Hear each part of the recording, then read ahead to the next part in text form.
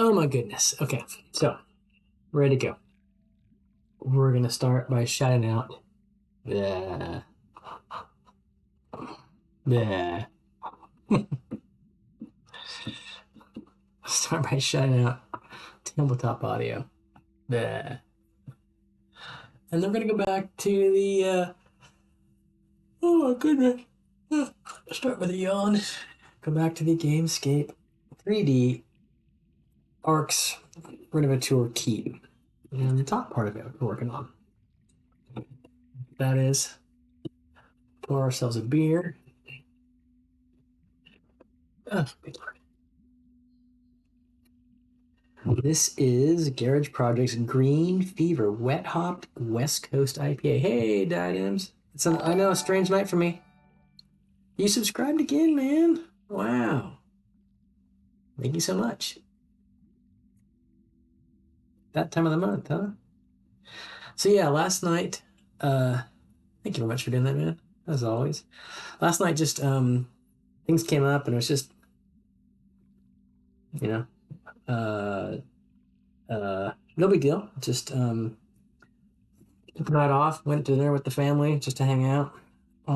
Everyone kind of needed it and wanted it, and so I said, "Well, I'll stream tonight. It's no big deal."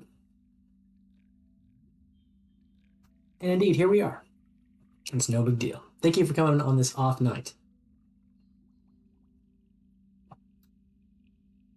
This is Garage Projects Green Fever. Wow, it's pretty. Hmm.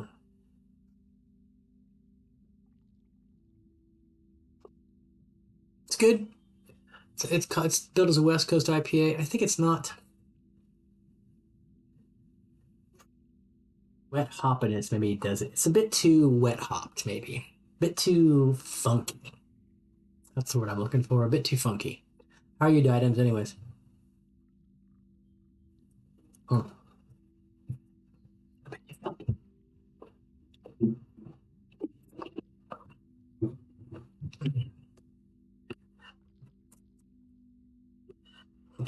Here, kind of sorted. There's the wet palette. It's a stay wet palette. Got a sponge in the bottom of it and some baking paper on top. And let's look at my, maybe I'll use, this is a good brush. Brush of Champions. This is also a good brush. My brush of Champions is going to go, it's up in a bit. But I need to see, is that medium? That color there, which one of these is it? Okay, it's that one. Much tell. I'm going to do the crenellations on this to begin with. And then I'll put it together with the bottom half, not the next level down, to kind of get that part going. Am I going to do this part too? Am I going to do the front part here? No, I don't know. I don't know. This way I can kind of work these tiles together nicely. Gosh, can I like whip this light over here, over here like that, so I can see? I guess I can. I can do that. It's not even too much in the way. Right.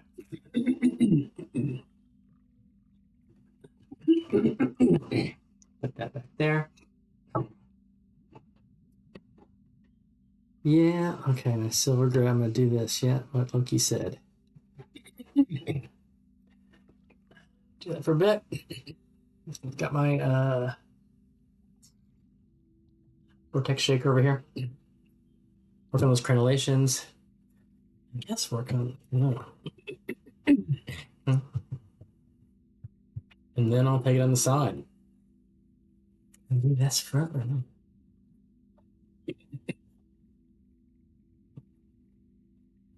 Huh.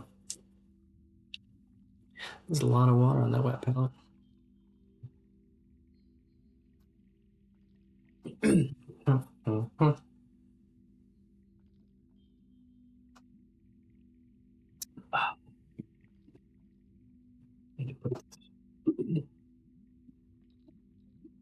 things.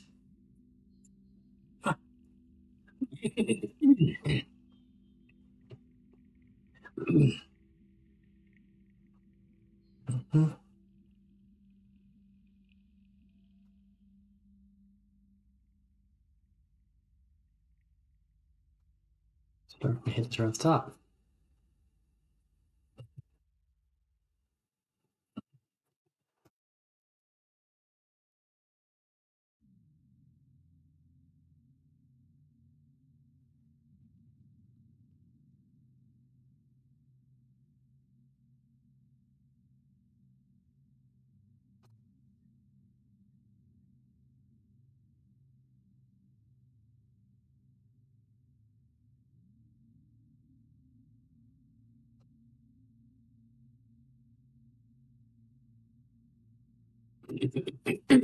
Mhm.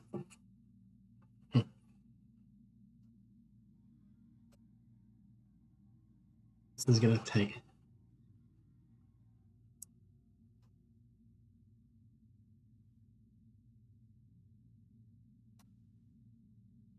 takes time, I guess.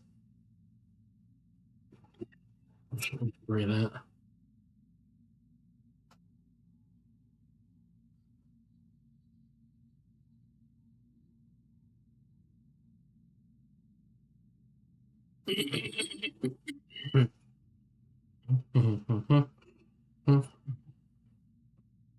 So these bone guys here.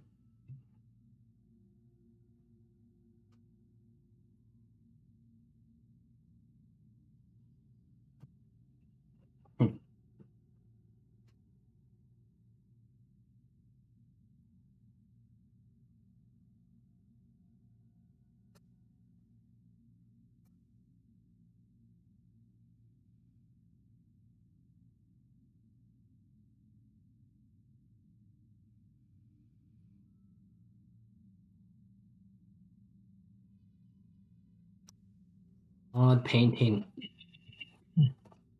position. I'm just gonna say.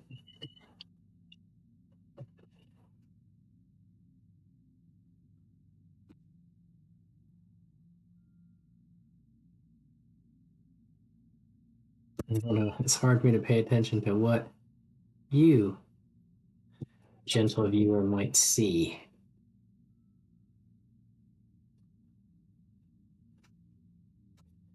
I'm trying to position this thing so I can see what I'm doing.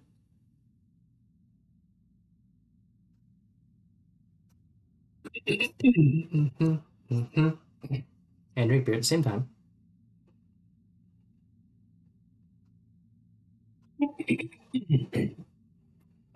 I'm gonna do another one in a row just so we don't think I'm honestly just yeah.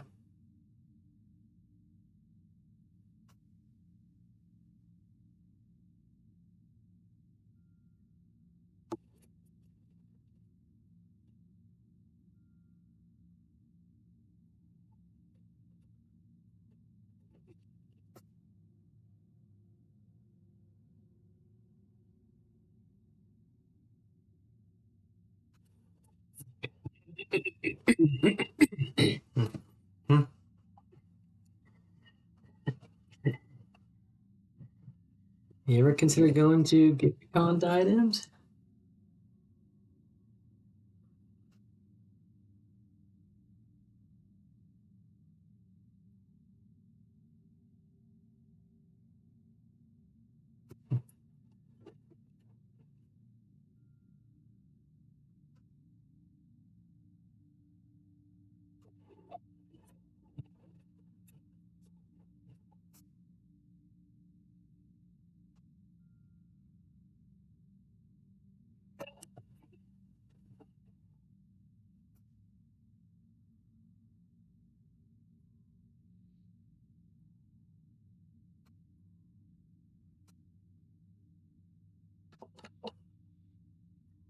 Can't afford.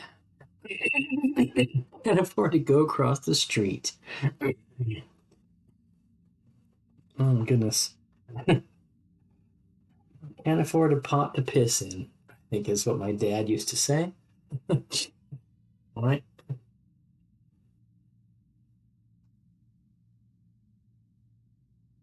How is the land of the midnight sun treating you? You're coming into long, long, long days, right?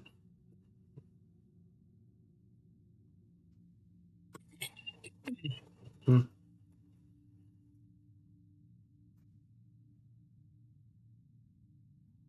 Much too much of this. Hang on.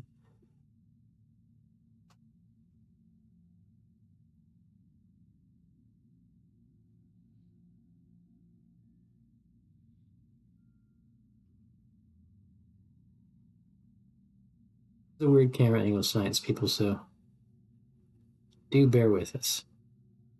Not weird camera angles, but like positioning. This is just a weird friggin' piece. It's hard to.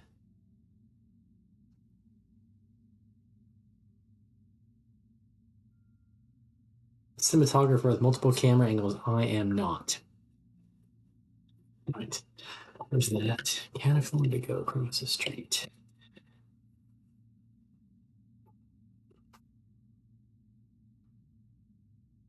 I'll have to go to the doctor in America. I went to the doctor today just for like a standard, just kind of checkup, just, have my bloods done, and doc just wanted to talk about it, just make sure everything's fine, blah, blah. It is that cost me $75 to go to the doctor's office today, what they call the GP here. Or the GP, anyway, something like that. And that is and actually, I go, when I first landed in New Zealand, I rented an apartment in a kind of ritzy part of town, because it was close to my university. It was close to the center of town. That's why it was the wealthy central city suburb. But I rented an apartment there, so I could just was right next to my university. So I landed and didn't have a car and that kind of stuff. And so I just went to the doctor there at first. I just always gone to that doctor, and so it cost me $75 to go to the doctor today.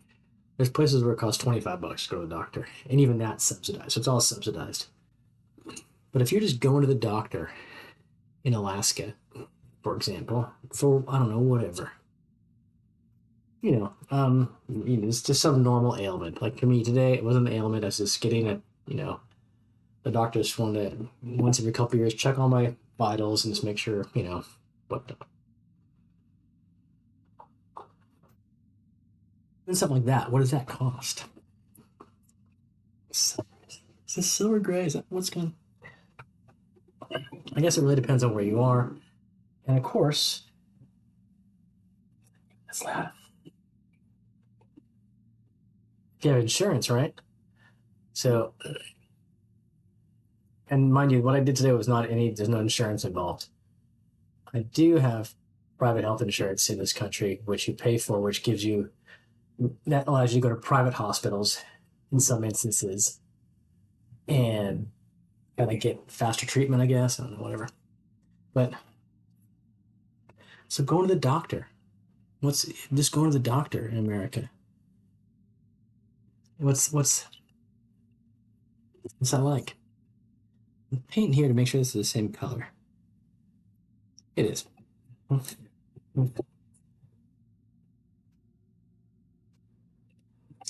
Okay.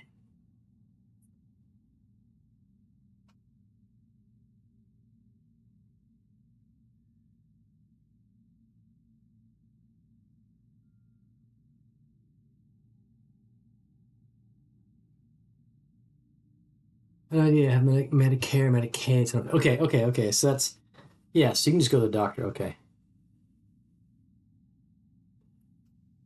At what age do you get Medicare? That's an age thing, right? Is it 55?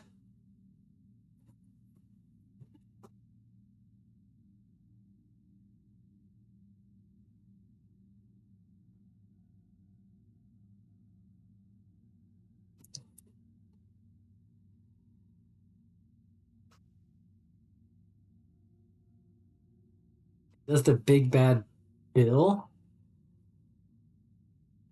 Okay, so Social Security Disability put you on Medicare before the standard age for that. Does the friggin' Trump big bad bill change that items? Oh, if you're in Alaska, you got Murkowski on your side, right?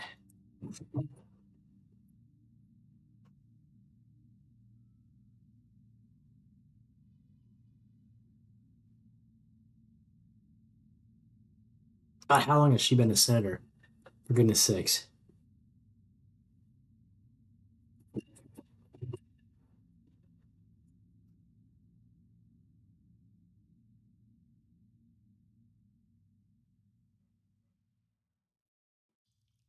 I get now all these Alaska questions are coming out.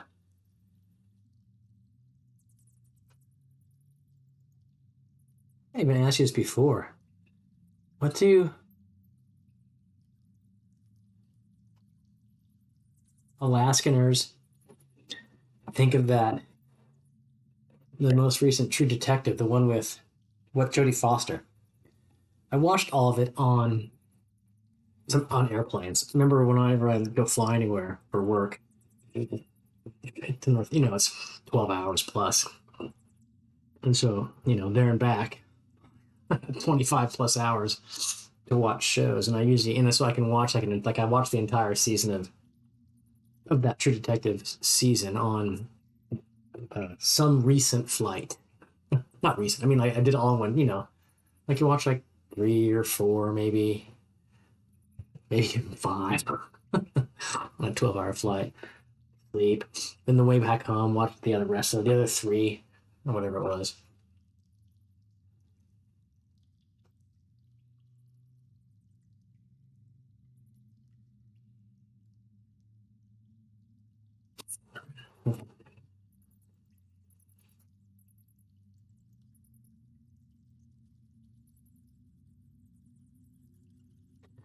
This is where it's getting hard. I should do from this side and work my way back. So then I can, yeah, this one up here.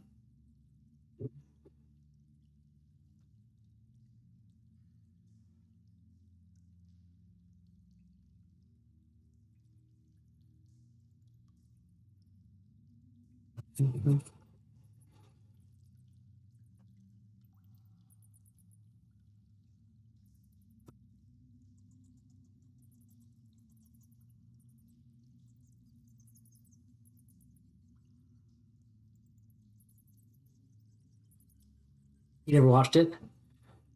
Where does it take place? It takes place in. I don't care if it's a made up town or not. It was good. It's good. I mean, it was good for, I don't live in Alaska, so maybe Alaskaites have got obviously a different opinion of it, I'm sure. Um, I got this one here.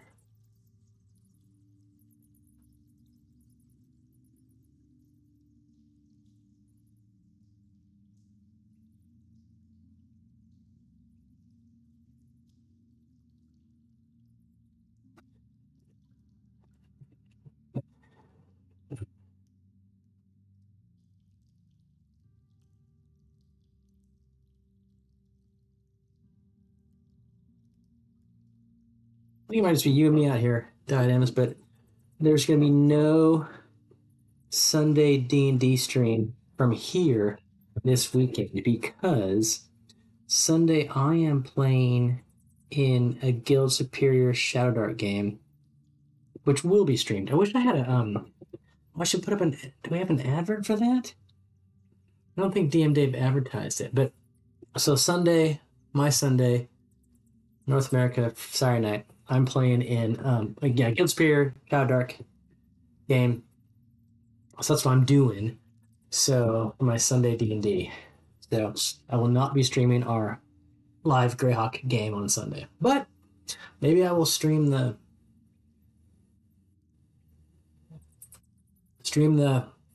Guild Spirit game on my channel. You can do that. I forget what that's called. I'll figure it out.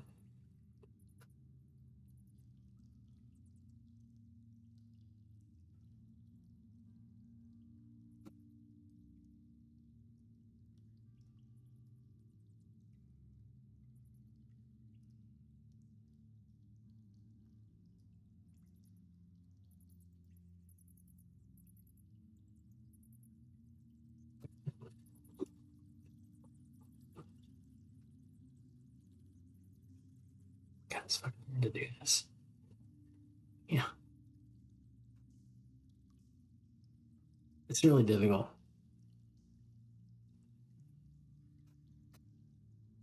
Yeah. Okay. Oof.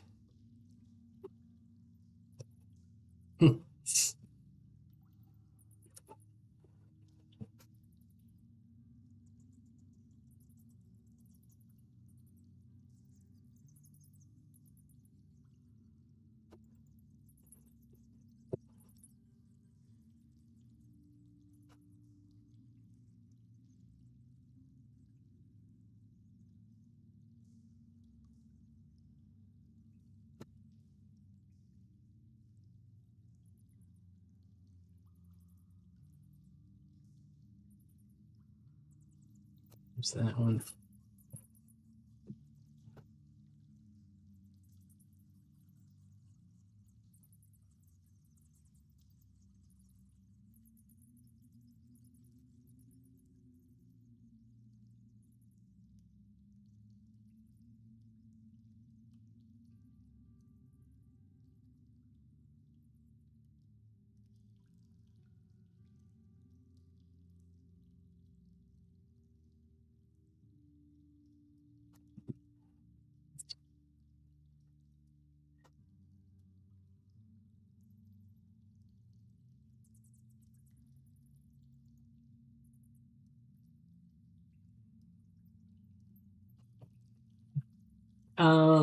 Kowski's been there for a while. She did get Alaska partially exempt from Medicaid and SNAP cuts.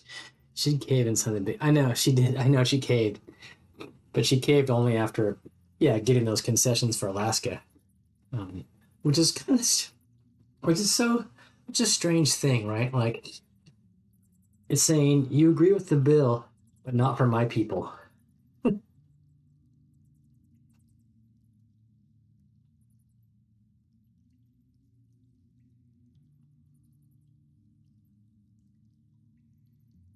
Thing about the Senate, isn't it?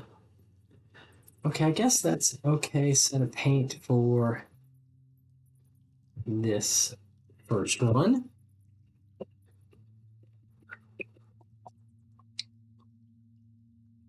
Big steaming pile of crap, Bill. Right now, do I do all of these? Here's this piece on top of that. And so to kind of, no, I think I'm going to do all the tops, all these little crenellations, because I got to get that done. And then I'll start working on this wall here. There's that one. I'm going to go to the next piece down. This one. This right here. Right here. Right there. So here we go. These two pieces, they're going to go like that. And so I'm going to do this side, and I'm going to do this. Wow, this is more. Yeah, there's a lot more of the crenellations than that is. I'm just going to keep going, I guess, on the crenellations. That's like saying crenellation. Southeast carries her in voting. Interior is Republican said. Okay, oh, Southeast. And Southeast is the. And Southeast, that's Fairbanks and Juneau Douglas. Yeah.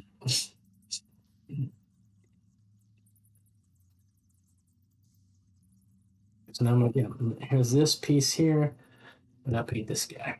This guy here.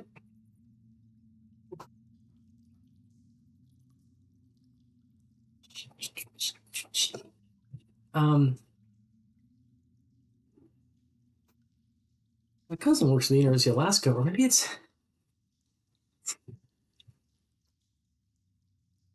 what's there's. I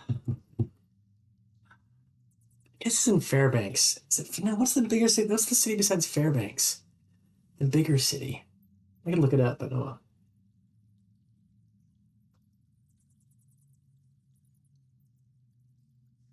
I'll start painting again. Anchorage, thank you. My cousin Al lives in Anchorage, and he is an IT guy at the university.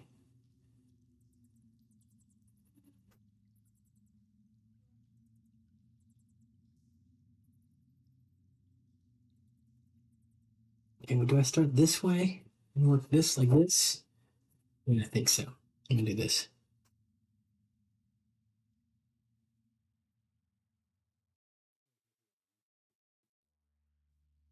I can't remember Anchorage. I've lived in the U.S. for a long time, and so I can say that. That's how I can not remember it.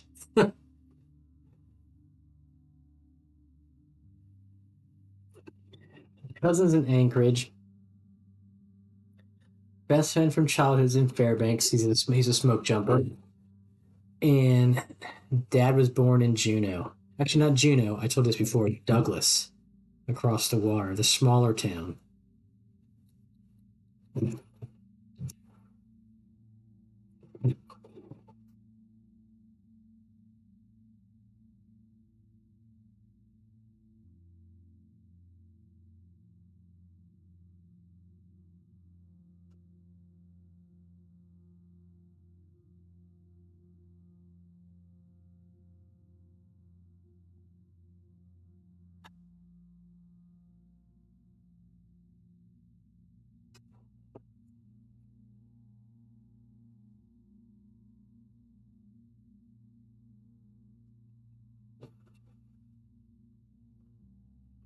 I'm gonna get something to show you. I'll be right back. Okay. I want you to see something. Hold on.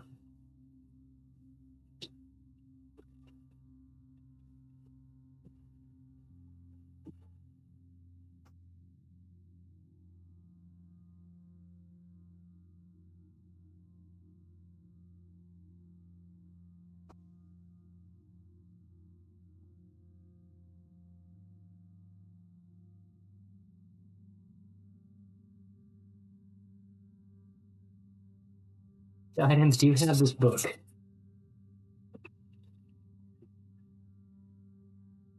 Time Life Books, The Alaskans. It's got like a plush, fake leather cover. um, yeah.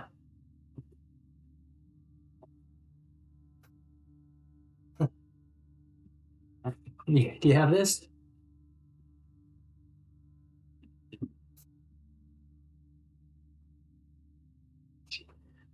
That's an old book. I stole that from my dad's library. I just wonder, would it be of any interest to you?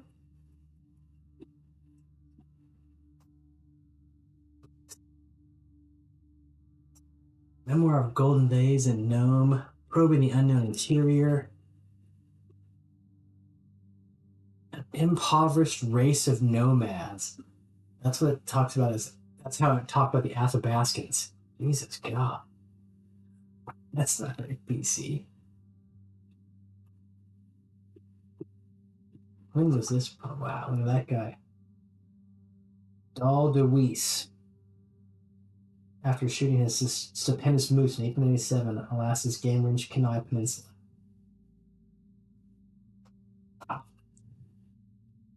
This came out in 1977. Oh,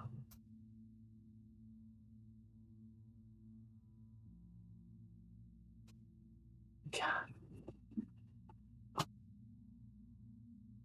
Amazing stuff. Okay.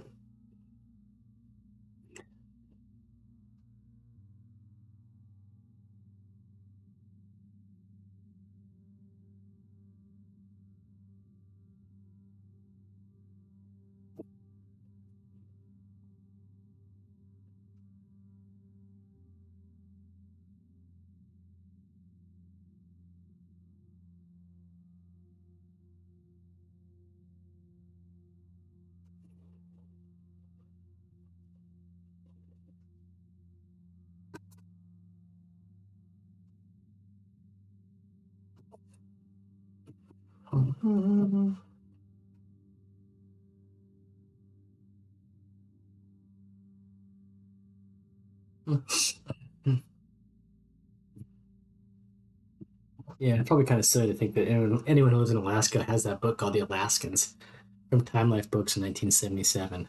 But with a shot.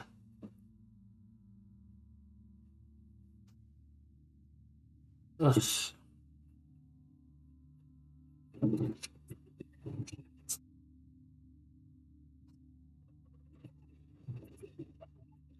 I think I told you this, Diadems, but my father who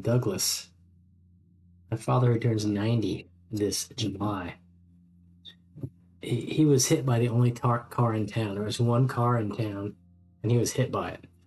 I don't know how old he was. Yeah.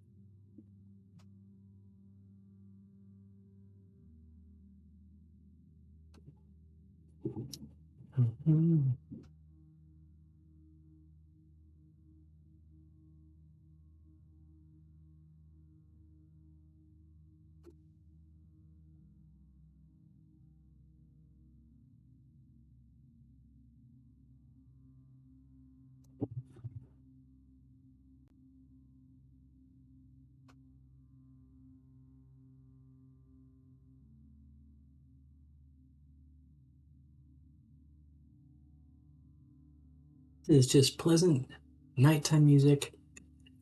If you're out there trying to get to sleep, put this on in the background, listening to me paint castles, and all will be well.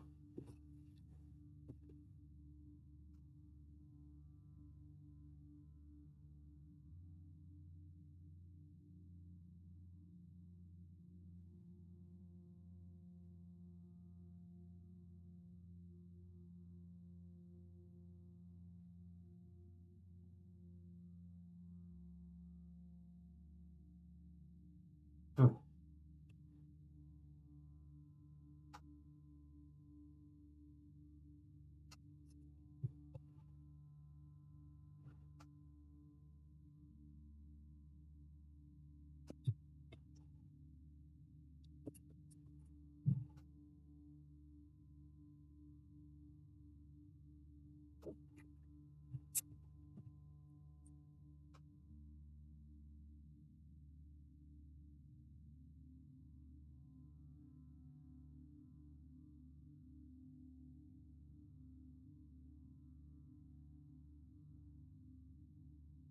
Any games lately, Diadems?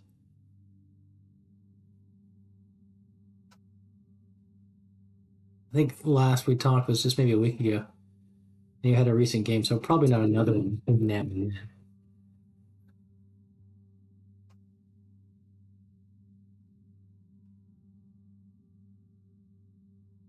Guessing?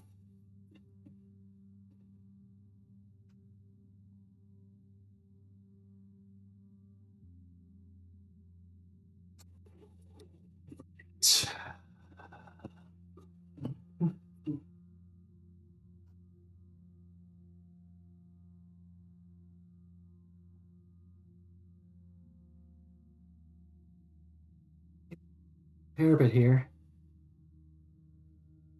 Well, these are called crenellations, but they're called. I need to get my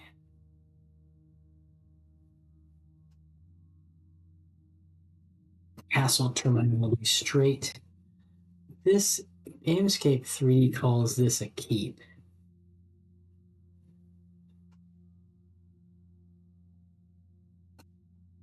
Small castle without a wall. The keep have a wall? No. Well, there's I had to cancel so we get down 3 players. Okay. And you guys do everything online, right? And your players are from all over. Like one in Australia, is that right?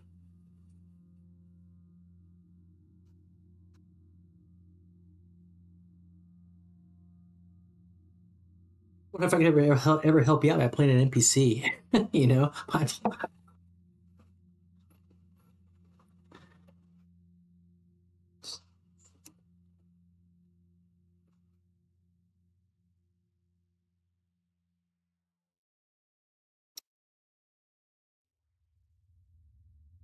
just fucking up irrevocably.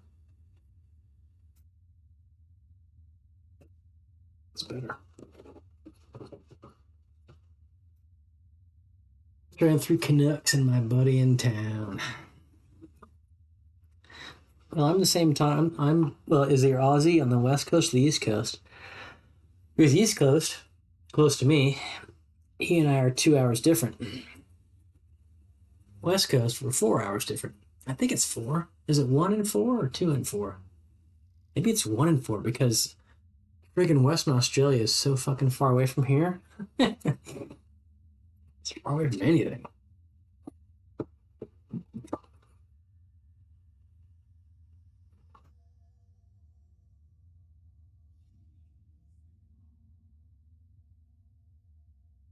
Okay, so he's my side. He's East Coast.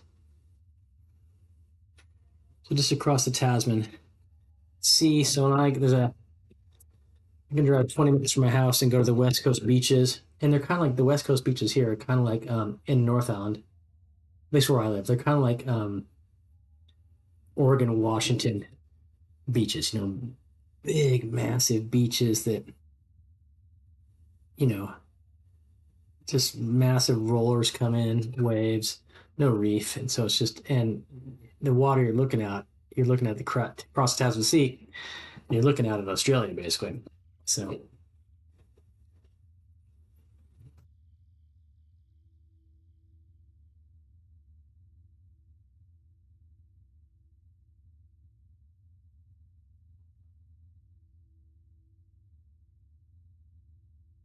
I mean, I'd like to help.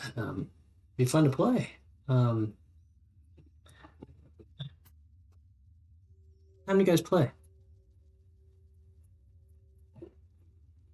What day and time do you guys typically play?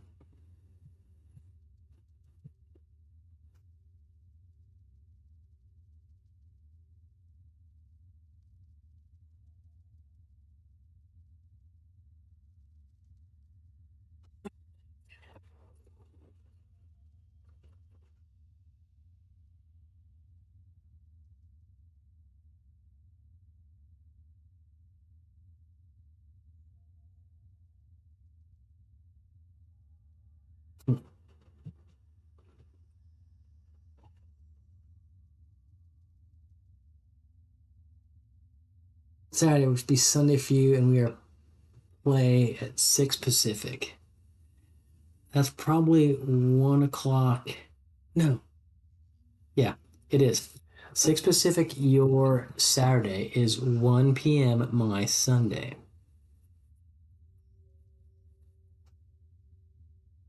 That's my standard play time for me in my game, right? So, but occasionally, as in this weekend, I'm not playing. Oh, this weekend I'm playing in a different session. So I don't know, man. I mean, honestly, no, but don't worry about it. But if you ever are desperate, maybe I'm doing nothing. Although I never played 3.5, but probably could quickly learn.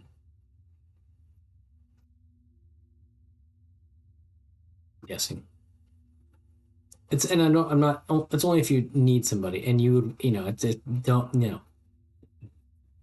I'm not saying I need to play like that. It's just helping out. I mean, I have fun too, certainly, but it's more just to help out.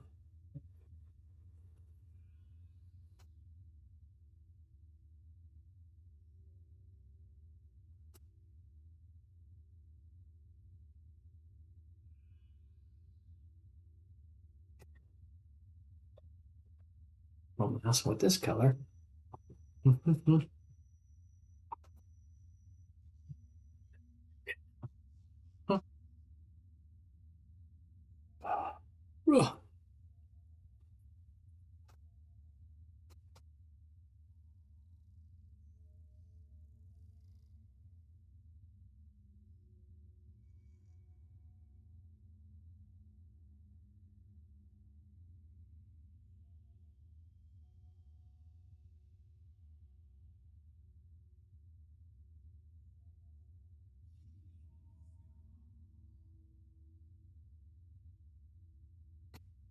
piece the crenellations in white.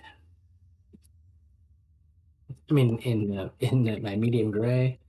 Usually it's tan. Now I'll do white. I need more white. This is actually silver gray. That color right there.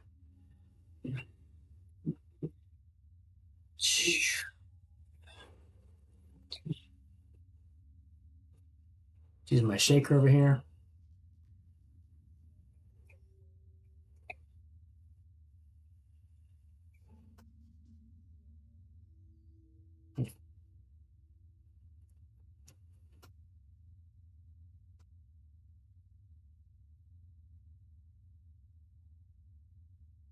It's Friday here. I'm working at home tomorrow. It's in between semesters, so I'm not teaching right now. So a lot of the work I'm doing, unless I have meetings, I can do at home. So it's kind of what I do at this time of the year. Yeah. That way I can work and get stuff done around the house, even if it's just doing freaking laundry.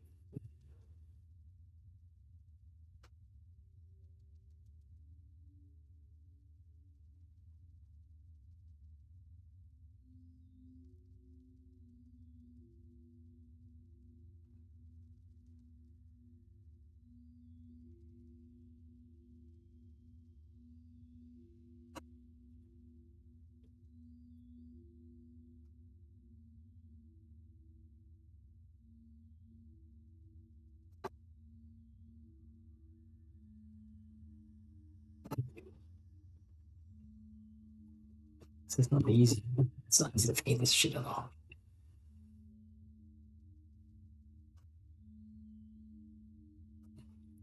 I'm definitely getting all the crenellations done tonight, though. I'm just almost halfway done. Maybe and I'll move on to some of the lower wall of this section as well.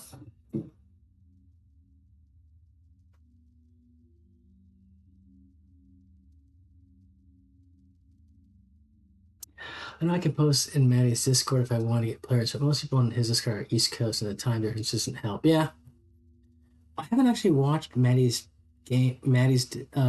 stream for a while. I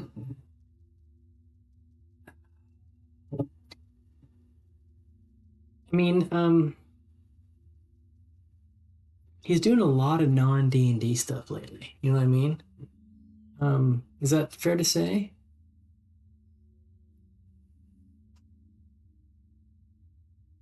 Non D&D games I do, but and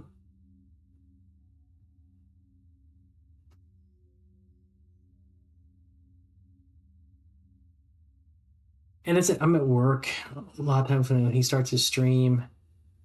Sometimes he is like I might catch his stream while I'm setting up my own. The stream is much D&D stuff. Yeah, I know. That's okay. That jives with what I've been seeing. Yeah, not as much D&D playing, but more that kind of stuff. Playing games like video games, right? And that's not as much my whatever my stream watching interest. I watch the occasional Baldur's Gate streaming person because I'm still trying to figure that still trying to play that freaking game. Not really well, not very often.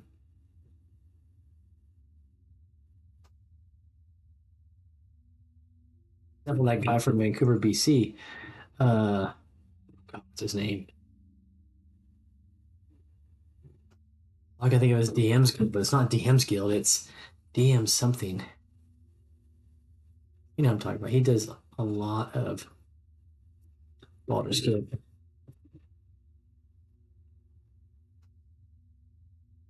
The name. I forget.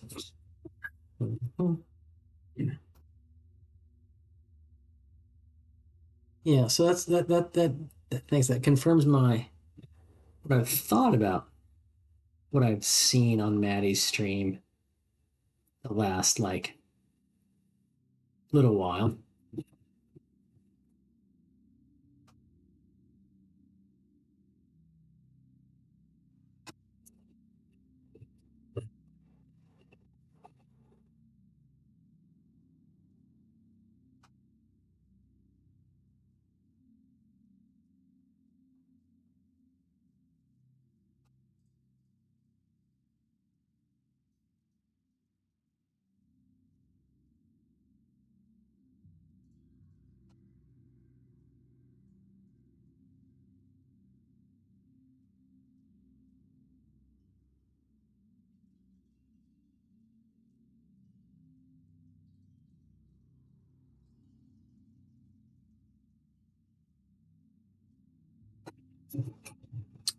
Oof. Okay, I'm gonna finish this white and then I'm gonna get a beer. What was it?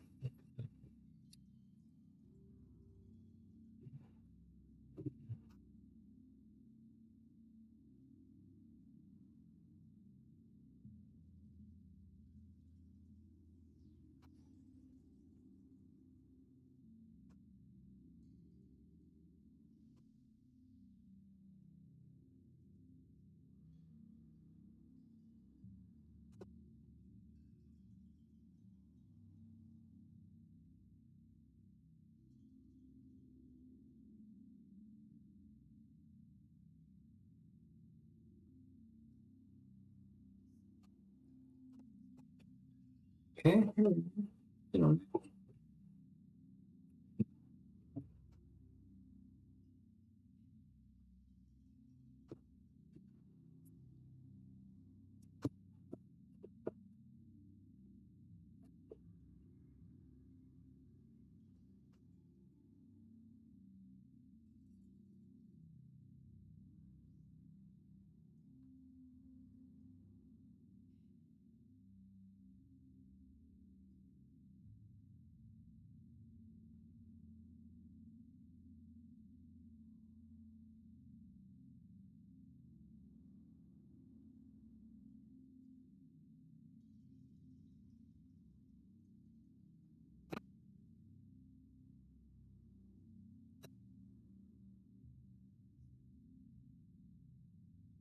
Huh.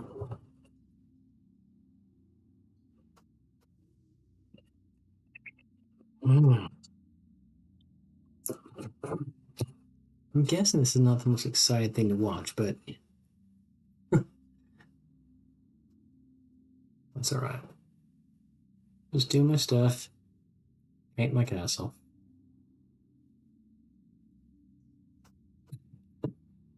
I wonder how long. I think I started this. When did I start this project? Mind you, I don't work on this one project and like see it through to the end immediately. But like, when did I start printing this thing?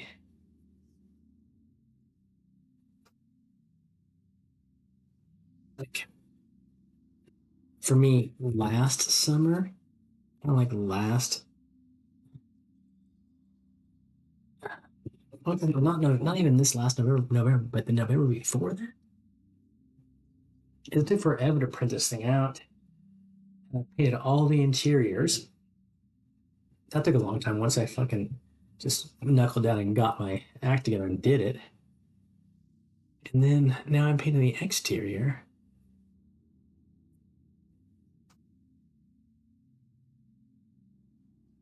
I don't know how long I've been at this one.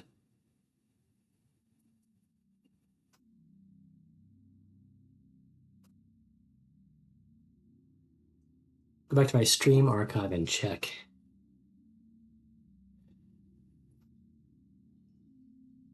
But I haven't ever really. I haven't streamed much of this thing. I'm doing more mini painting proper, I guess, right? I need to do some tops of this stuff.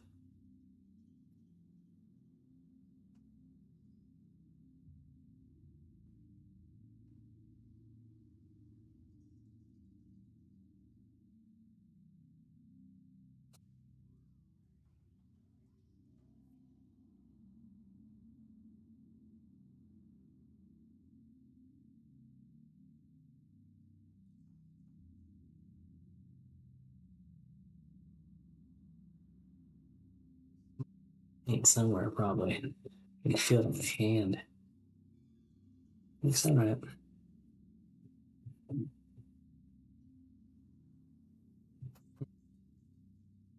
And do another one.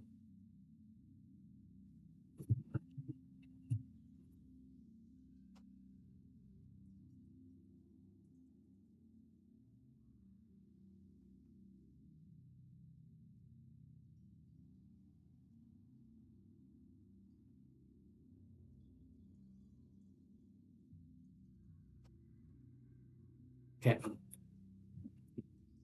There's the crenellations on that piece.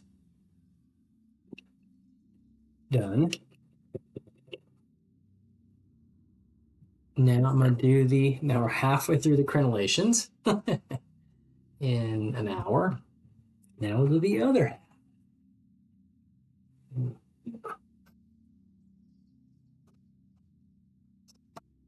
This, there it is. Ooh. And I'll put this back and get the other one out.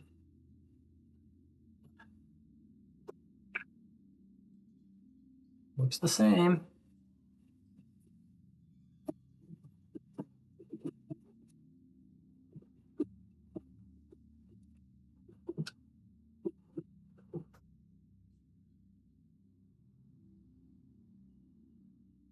The same because it pretty much is, except for this door. Pop that door out. I'm gonna get myself a beer and I'll be right back. Don't go anywhere.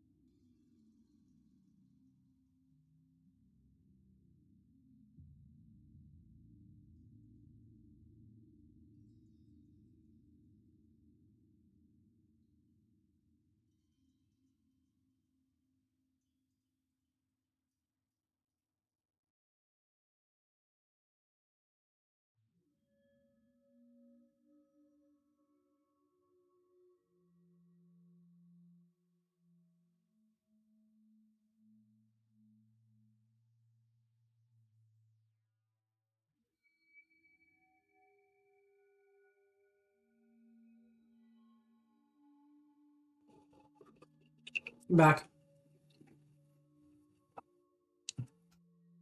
I'm back.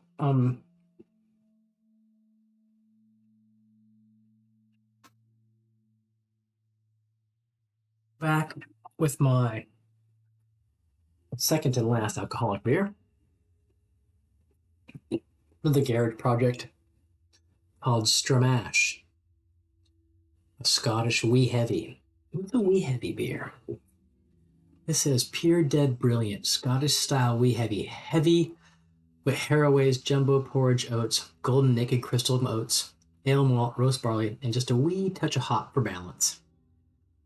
Notes of black bun and Tunnix caramel, wafer, with just a sweet hint of Mars super. Supper? Mars supper. Fit to slake the fiercest ruth. Taps off. I don't know what that means. But what's a Scottish wee heavy? I just like the. It's got an awesome label. Let's look up a wee heavy.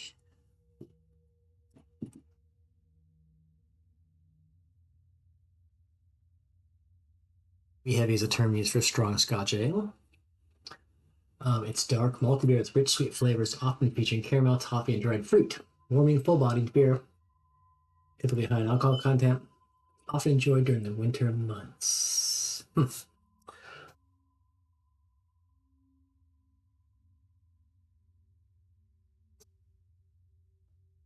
it a pour.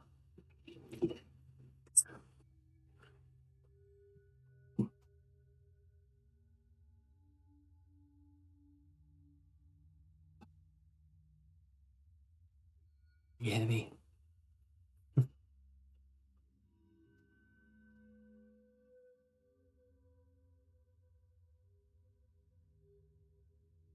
It's nice. Caramelly colors.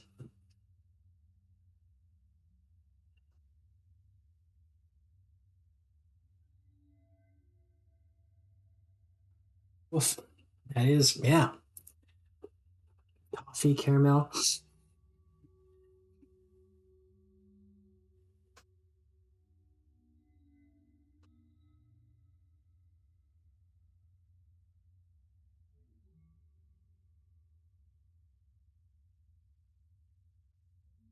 Like it. Okay.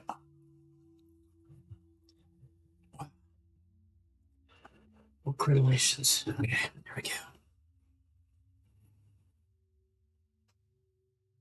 Paint this one so I don't paint in this color, so I don't paint it white. I'll be 3 white tops in a row.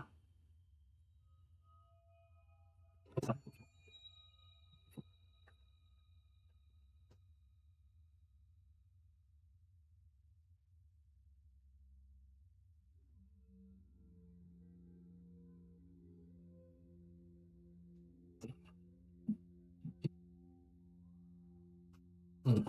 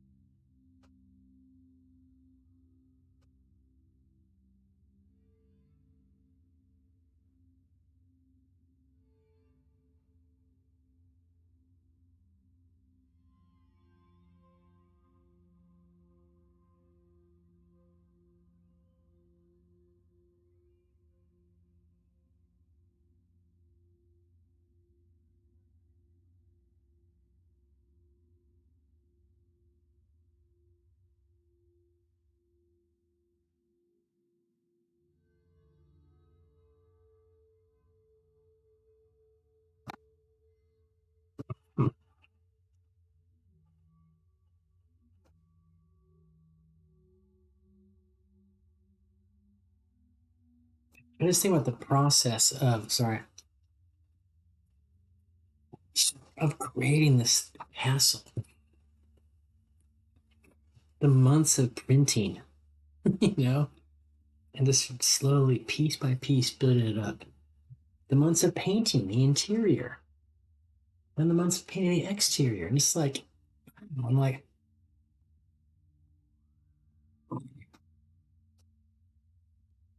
at the top part, gosh, it's just so slowly. I'm not complaining. It's just kind of slowly it comes together. And that's all right.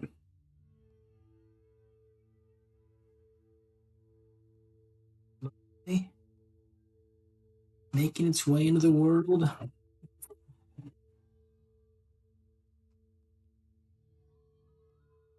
Bit by bit.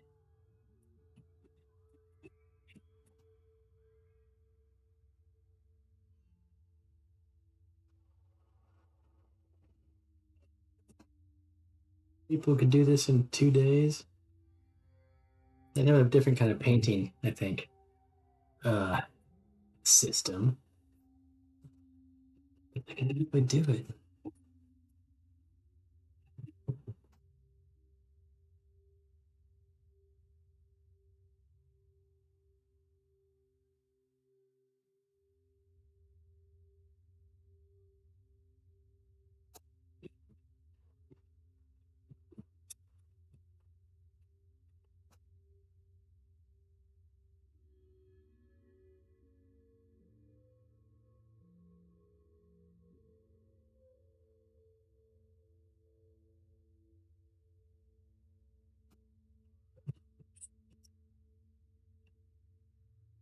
Huh.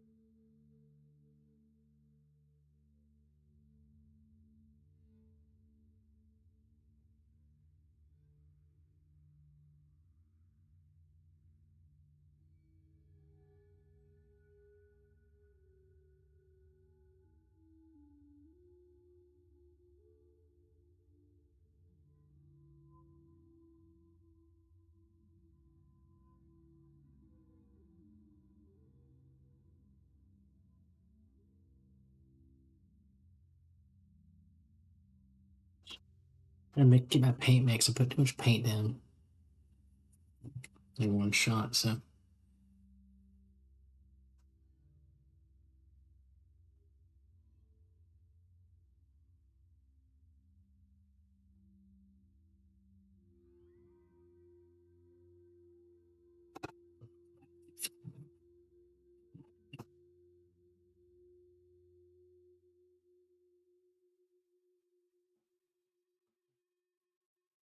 and if this brush got too much on it.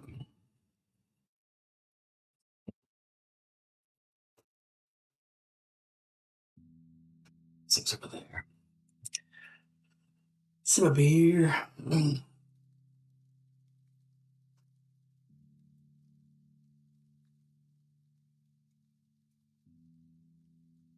Oh, we heavy.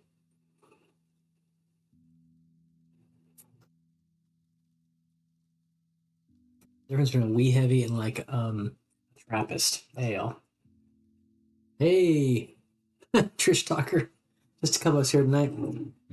So as you may have noted, I did not mini paint last night. Just took a night off, kind of an impromptu. Like people were in the house were tired, and everyone's just kind of like, gosh, we got you know, it's been go go go. Let's just go. So we went up to Street Feast. Okay, and like got some food and just hung out. Then came home, and I actually lay on the couch and watched Wimbledon tennis. It was good. And I said, okay, they'll recharge me for a bit of mini painting tonight. So I'm painting the castle. Holy shit! I have not seen that guy for a long, long time. That's right. Holy shit. You guys just got done with CFC, did you? Nice, bubbling punk. Good to see ya. Catch you every now and then. Bumbling punk. I do. Um, Hi, Permafrost Bite. Do I know Permafrost Bite? What's that icon next to your name? Raging Wolf Helm. Oh, I thought it was a motorcycle helmet. um, Bumbling Punk. Good. For sure, good to see you too. But yeah. Anyways, I'm brewing a beer, and whenever I brew a beer, I think more of you, Bumbling Punk. Um, yeah. How are things in Christchurch?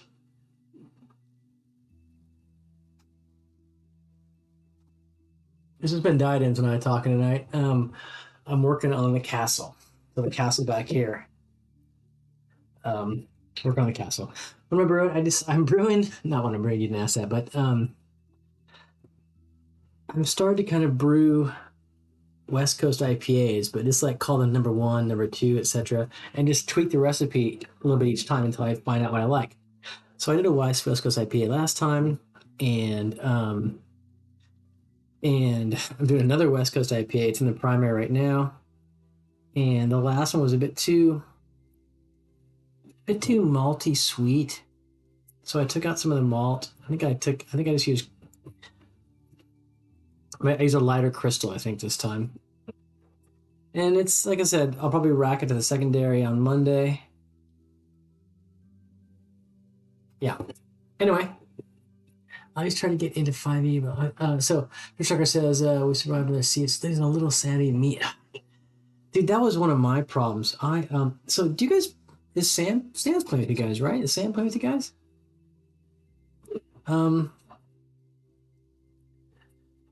My CSC, my Cthulhu character was just like, dude, he's so. No, his sanity was never that high to begin with, and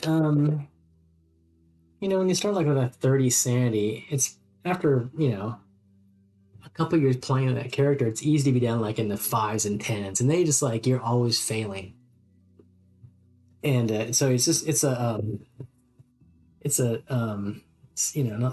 trying to say not self-fulfilling prophecy, etc., but it's like it's an escalating problem. The problem gets exponentially worse every time.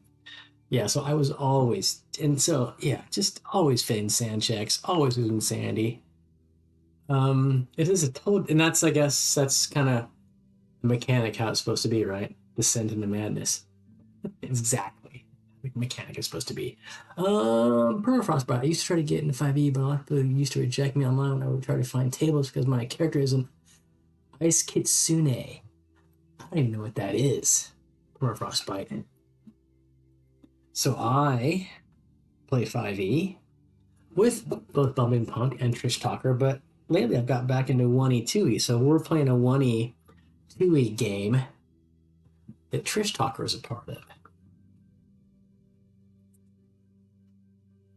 Fox Demon, basically. Okay. That'd be hard for me to deal with. Fox Demon in Greyhawk, because you can't play in my Greyhawk anyways. It's it's an okay. Usually they call it yokai. Okay. That sounds, so for an Asian inspired campaign, that sounds totally reasonable. But maybe not. If your other players were not, if that wasn't the theme of the campaign world, that might be difficult, I guess, right? Yeah. So Punk. Yeah, how long you guys? So Andy gets up at like 6 a.m. and before he goes to work, plays with Game Masters. Your guys' game. Are you guys doing the Orient Express adventure? Is that what you guys are playing? Right now, Bumbling, I'm drinking a Garage Project Scottish Wee Heavy. Here, you're doing the Orient Express one. Okay, cool. I don't know they don't call them adventures. What do they call them in CFC? Doesn't really matter, but they call it They call it something else. Um, well, I always forget you guys are playing that game.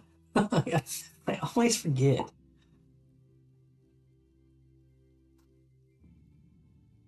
Gotta make sure my music isn't too loud. Okay, so my music is not too loud. Ah, I'm in Punk. When are you up in PT, my hometown? When are you up in Auckland next? Do you ever come to Auckland?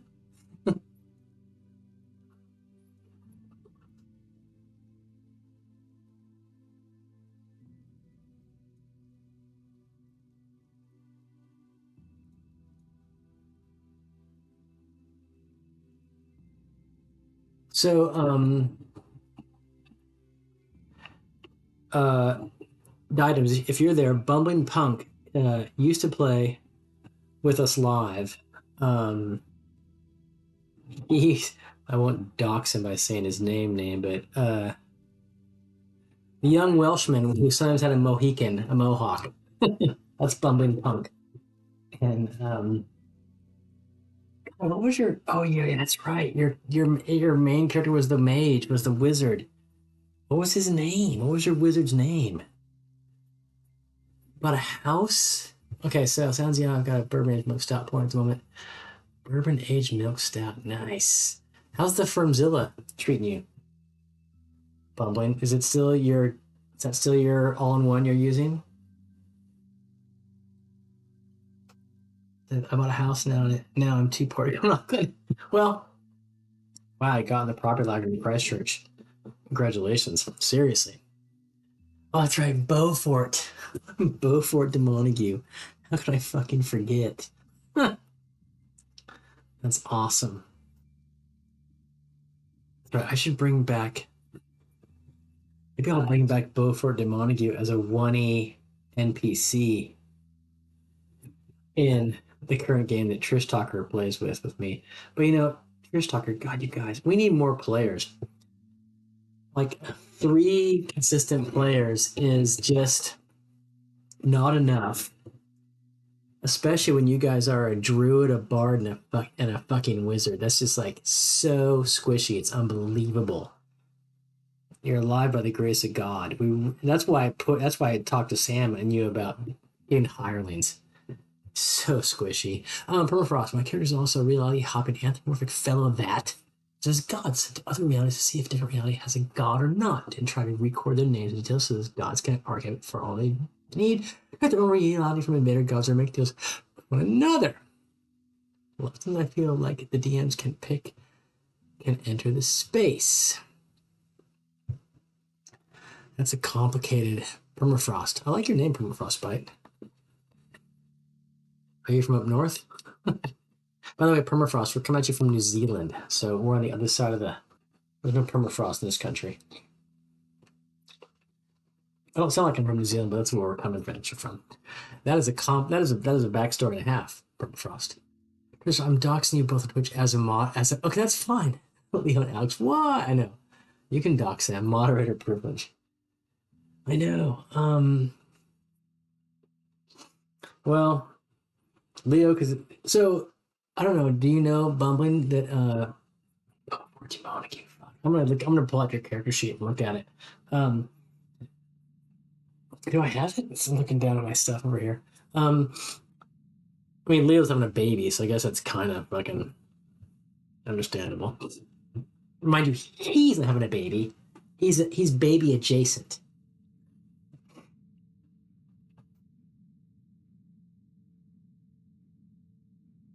Classic Leo.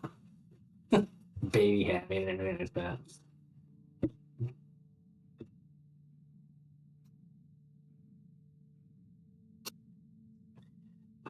So permafrost, obviously.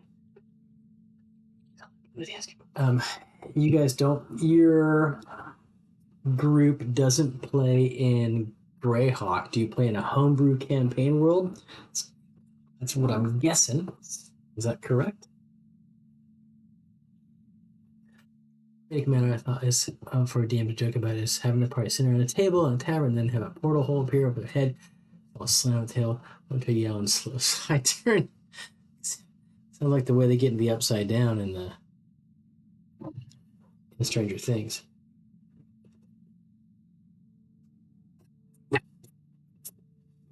Well, as long as everyone agrees it's all part of the story of permafrost, and and it's everyone gets their time to shine, all those things. And I understand that in 5e how that works because I have played a lot of 5e. But in older editions of D&D, there's kind of less of that focus, I think. The character backstory and that kind of stuff.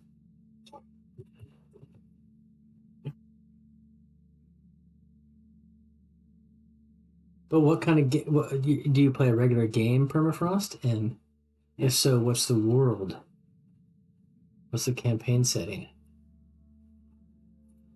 And Trish Talker, how, in all honesty, how is the 1E mechanics? How are you? What do you think about? Mind you, we're still learning, all of us, on that. And Permafrost, where are you coming from? And how'd you stumble upon us here? I'm just for my own curiosity. Because again, this is New Zealand I'm streaming from. So here it's Wednesday night, 8:58. Sorry, Thursday night, 8:15 p.m. I normally stream Wednesday nights, but we had a slight change of plans. You should come by.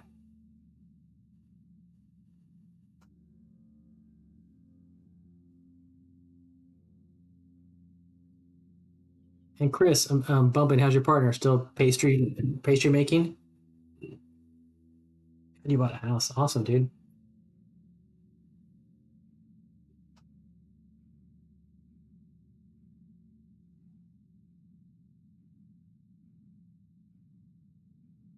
Get abused or constantly lashed out with battles leaving me 10 times. I'm in as a player, as a Pathfinder. Nice. Oh, okay. There, I didn't know that. I mean, I've played Pathfinder. I didn't know casinos were can race in that system from the South in America. Okay. I am originally from Seattle area.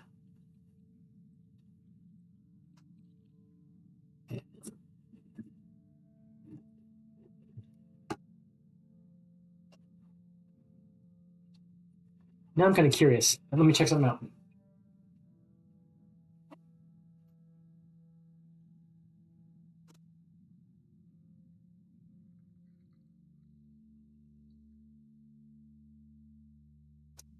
Pathfinder 2 core rulebook. I want to look at this casino really fast. Classes, skills, feats, ancestry, background 32. This rule set is so gigantic. 32. What do we got? Dwarf. Elf.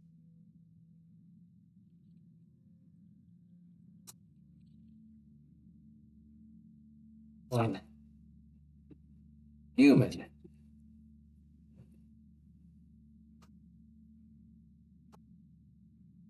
Is it, so I didn't see. So is it not in Is it not in this? Is Kitsune not in this Pathfinder core rulebook?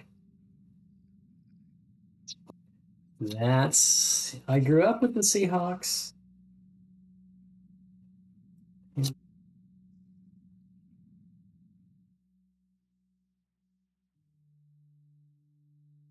Now I'm checking this change. AKL. See right now, but deal with that later. Oh, looking for okay, it's an Owens book. That's the only Pathfinder book I have. Is the 2E core rulebook.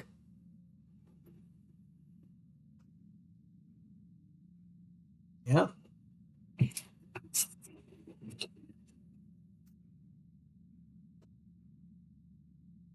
That's a Leo. So you guys are still alive in the CC game. So what creatures have you battled in the CFC game? Bumbling and Trish Talker. Yeah. You coming across? Have you gotten any You must have gotten in battles yet? Battles, right?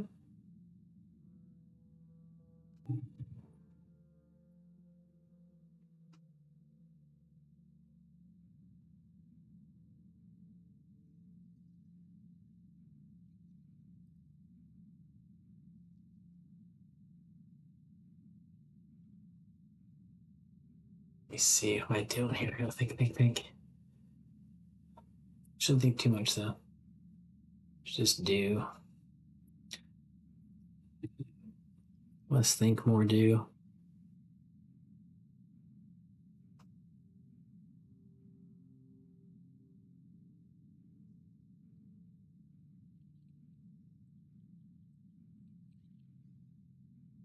So the battles I've encountered in my current GM's money system are pretty unhinged. So difficult, Well, so if that's consistent, that might be a problem. I mean, there's the occasional misfire, right? I mean, I'm a forever DM, and I have had a couple misfires where I pitched a battle too difficult.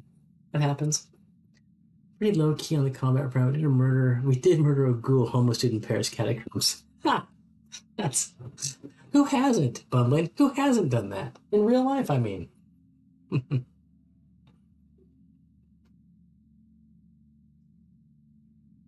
that's pretty fun.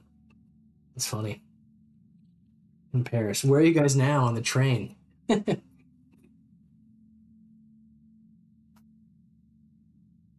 Funny. Okay. I've really got every time I talk to Trish Talker about your guys' CSC Thursday nights, I'm like, oh, I'm gonna join. I totally always forget. Seriously, totally forget. Like tonight.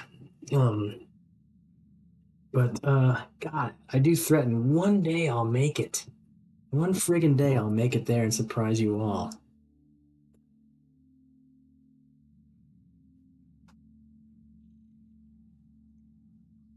Switzerland makes it as one does. As one does. It's hilarious. Why are you getting a taxidermist in Switzerland? Known for their chocolate watches and taxidermy.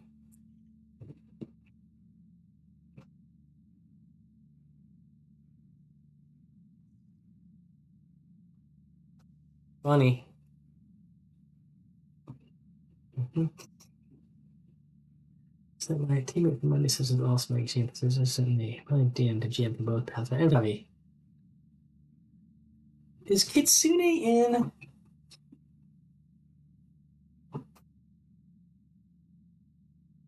So first edition D&D had a Asia themed campaign setting. This here, Orient Adventures.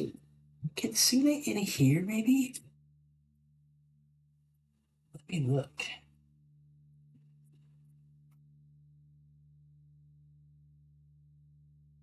I don't know if it would be. I don't know what to be under. Races and classes. Classes. Honor. Abilities. Races. No. Korobokuro. Henge Yokai. Spirit Book. Hey, Henge Yokai 12. That's the Kitsune. That's Henge Yokai. Henge Yokai. Henge Yokai are intelligent, shape-changing animals. This sounds like what you might be, right? Several subraces exist. Yep, fox. Henge Yokai creatures is fox. Ooh. In 1E D&D, they're limited to any evil alignment. Hmm.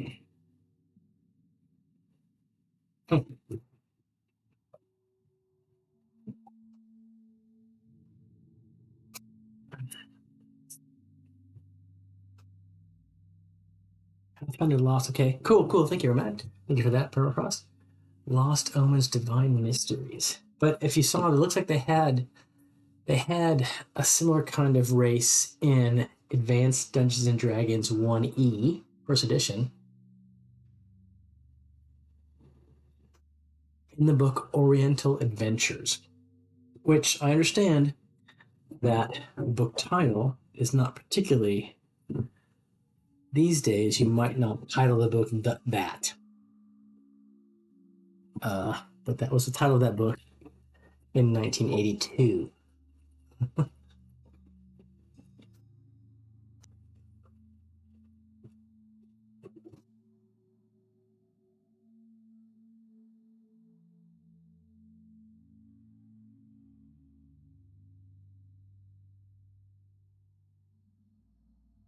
My character is character neutral, but a lot of the time the character acts enough get accused as evil. Well,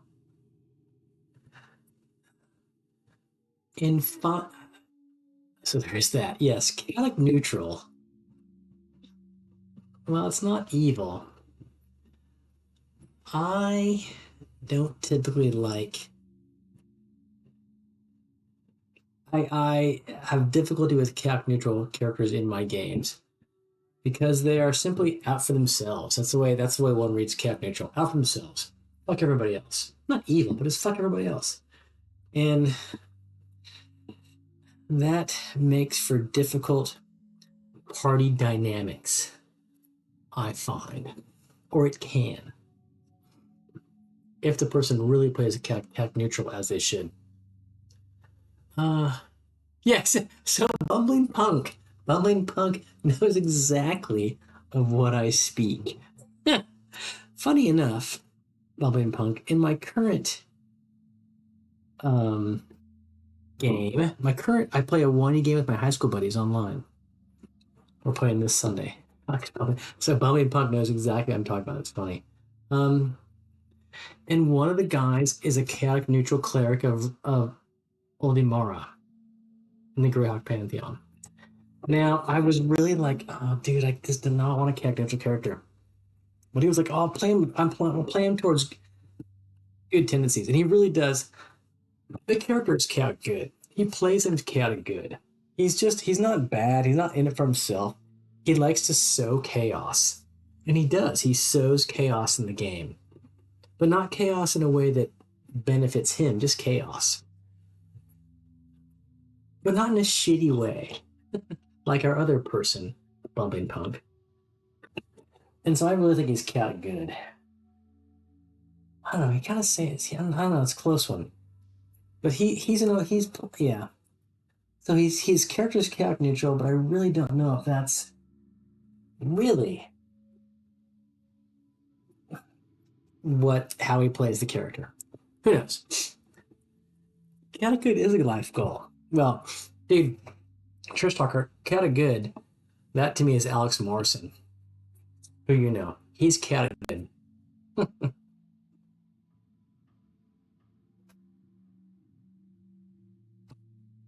Chaos surrounds him. Actually, you know what? Actually, fucking maybe Tony's chaotic good. Tony DiDios. Just surrounded by a maelstrom of chaos, but a good person.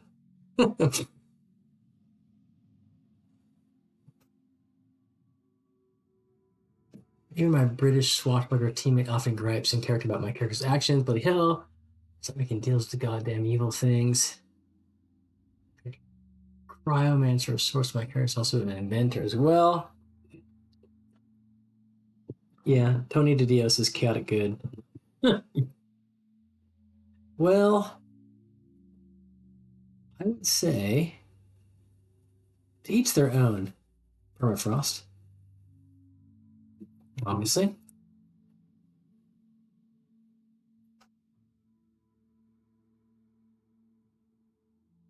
I like D&D best when it's a team game. So as long as you're crazy, chaotic, neutral character, Kitsune, sorcerer stuff is a team player, and everyone benefits, and that should be all right. But you know, it's obviously up to you guys. He's a well-meaning, chaotic, mad scientist. Totally. Yeah. So try to think about people who inhabit alignments. Yes. What would Trump be? Trump's not Donald Trump. He's not. He's evil, his alignment is evil based. He's not lawful evil because he doesn't adhere to a consistent code. He's either chaotic evil or neutral evil. Um, I'm kind of gonna go neutral evil. You think he's chaotic evil, Diadems? But chaotic evil is like no fucking rules at all. As we all know, Donald Trump, his code is if you are loyal to me and well, actually, maybe this is changed. If you are loyal to me and you benefit me, you are my friend. Once either of those two things is no longer the case, you're under the bus. So is that chaotic evil or neutral evil? Is that chaotic evil?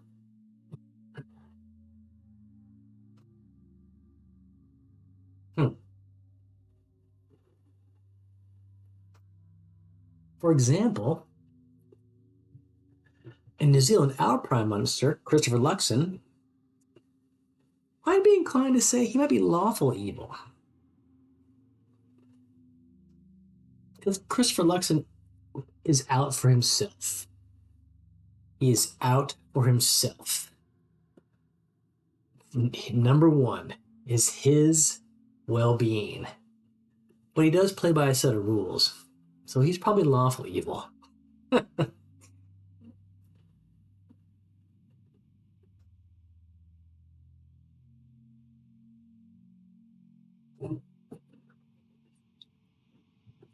Winston P, yeah, neutral evil.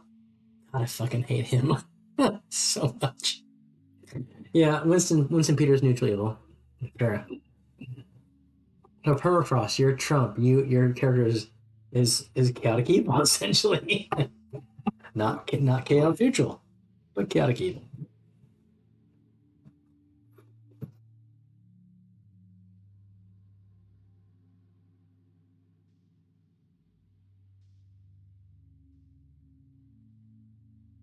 Now I'm trying to think. Oh fucking what's his name? That little fucking piece of shit. Um, just by saying that, you know who I'm talking about. Act party leader. I'm losing my mind. What is the act party leader? And what's his? Yes, Seymour. David Seymour. What's he's fuck? What is his neutral evil too? As well.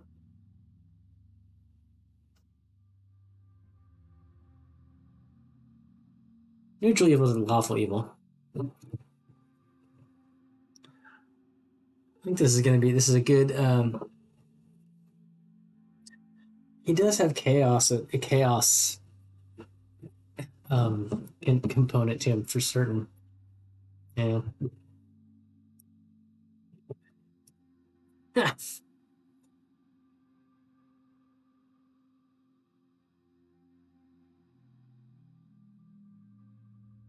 Hello, Willis. Lawful evil. I think this is the makings of a Twitter post or an Instagram reel. This discussion.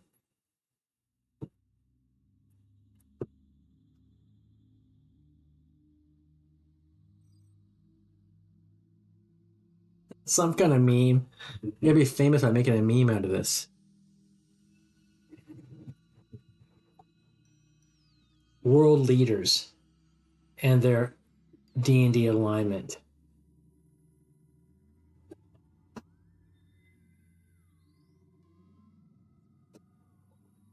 Anybody law? So I was just thinking, I would even say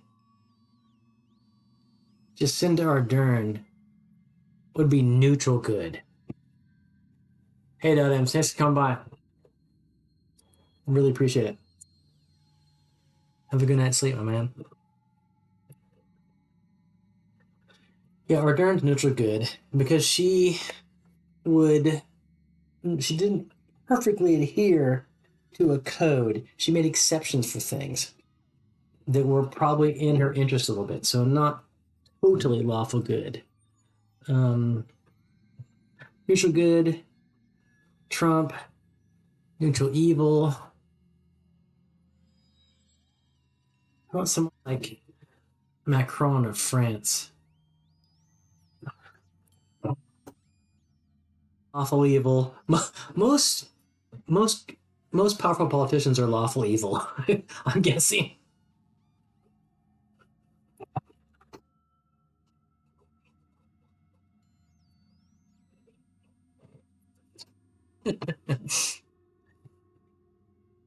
Probably just the nature of the beast.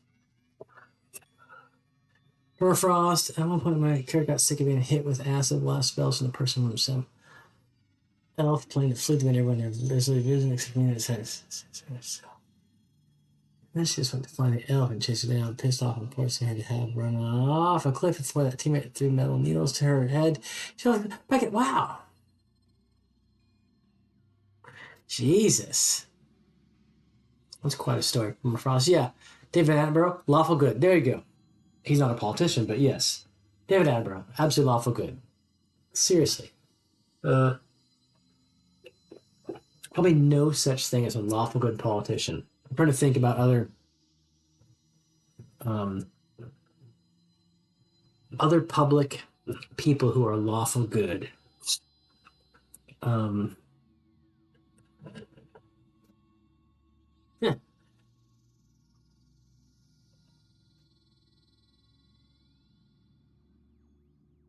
intellectuals and people who are lawful good.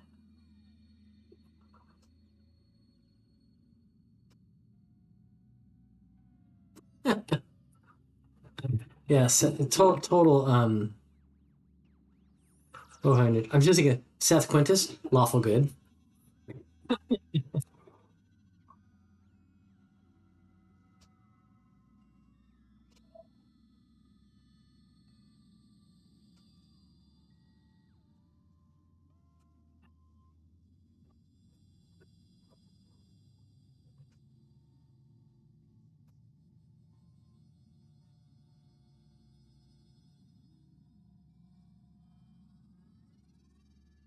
So, permafrost. Does your character just do any? Does your character do stuff that it's just because, without some perceived benefit to themselves? Like, I'm going to do this thing for you because I'm a good person and I just want to do something nice for you.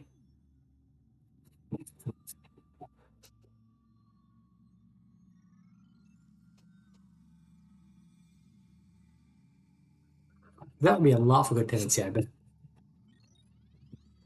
So in my, excuse me, the game I play with my high school buddies online, I DM with 20 D&D, Greyhawk. They're in Orlane. One of the guys plays a lawful good fighter, and he plays him well. He's like, when some issue comes up, he's like, no, we need to save the good people of this village. Doesn't matter at what personal cost. We need to do this. And I give him XP for that. I'm like, dude, you're playing your character the way a lawful good fighter would be. It's like he's seriously just like this is what we need to do. Okay, here's this piece that the crenellation's painted. I'm gonna put it back and get my last hot piece. So here.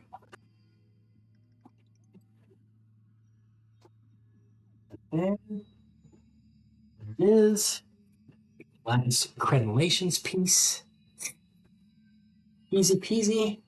That's gonna go there, and there's a brown one there. Okay, so I can paint anything I want. Yeah. Right. Just paint these crenellations on the side. And maybe we'll move on to stuff on the side, stuff down the walls here. I'm staring at a empty beer glass over there. There are two kids that are hiding after a demon invasion occurred in the city and traveled to give them repair ship. So that when we set an orphanage safe. Okay, so he did some good things. Did some good things. That's fine. Ben Jones. Ben Jones kind of good. Yeah, I like that. I like that Trick Talker. Ben Jones kind of good. I like that too. I like Alex Morrison. Kind of good. My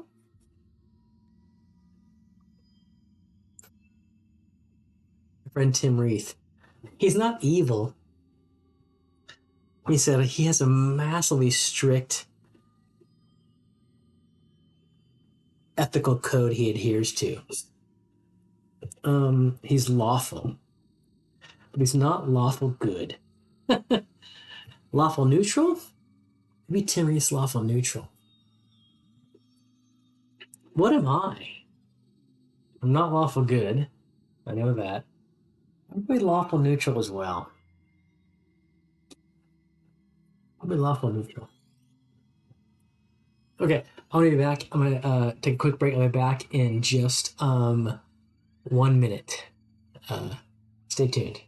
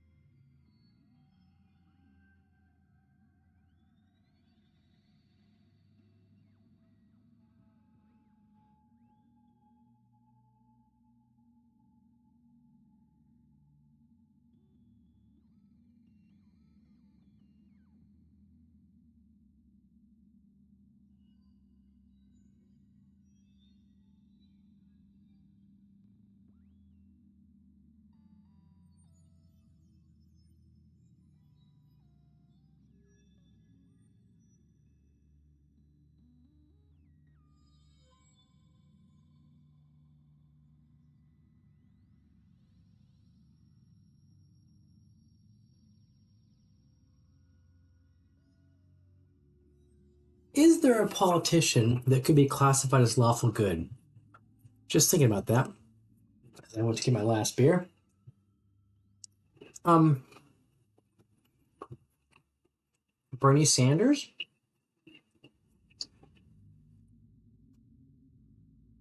Chloe Swarbrick from New Zealand, um,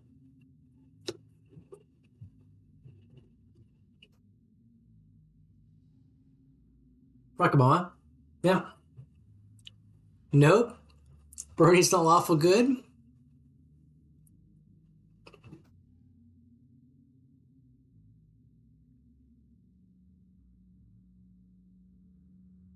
Or permafrost. I don't know if that's true.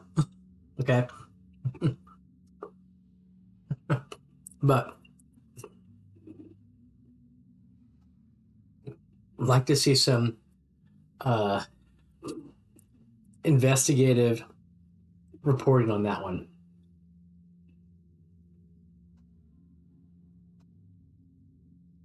But I think we can agree that um, lawful good politicians are few and far between across the world.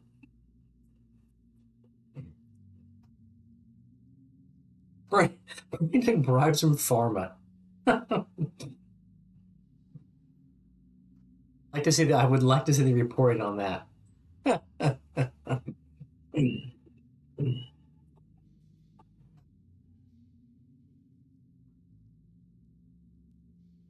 Indie lore, exactly. Well, I don't know other countries' politicians that are um, just unequivocally good people, and therefore will never get be incredibly powerful because the key root of all evil and money is politics. Um, exactly. There was once lawful good politicians back in the days of yore. Huh, probably never was.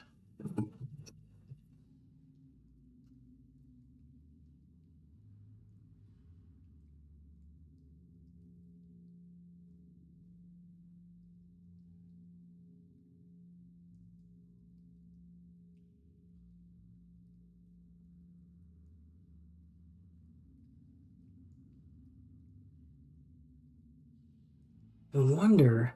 I'm trying to think. So back in my U.S. political experience is that deep because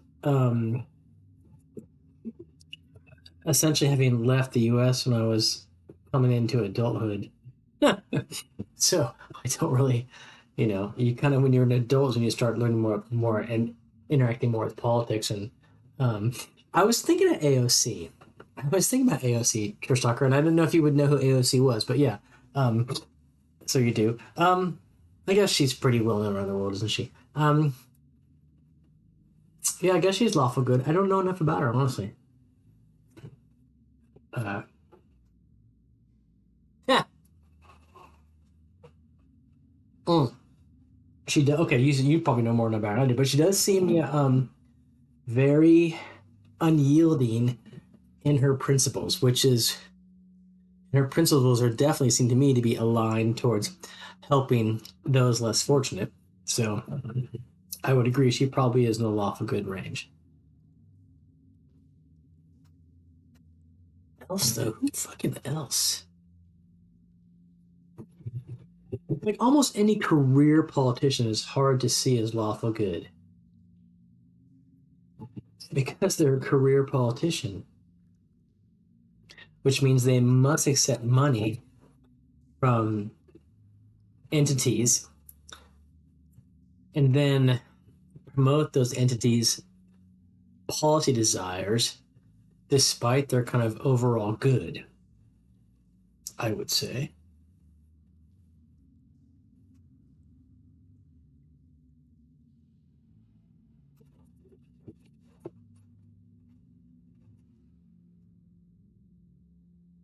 So, yeah, I mean,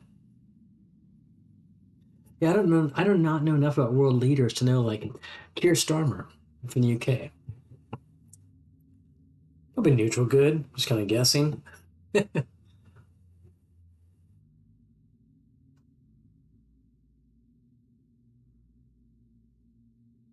don't know who the current German chancellor is, so don't even ask.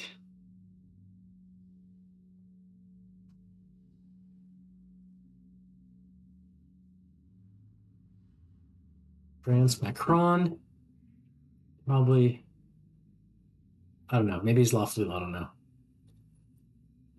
Italian prime minister, I forget her name. It's like Maloney. She seems to be lawful evil. Comes up Bush doesn't mind taking. Okay, that's cool. That's cool.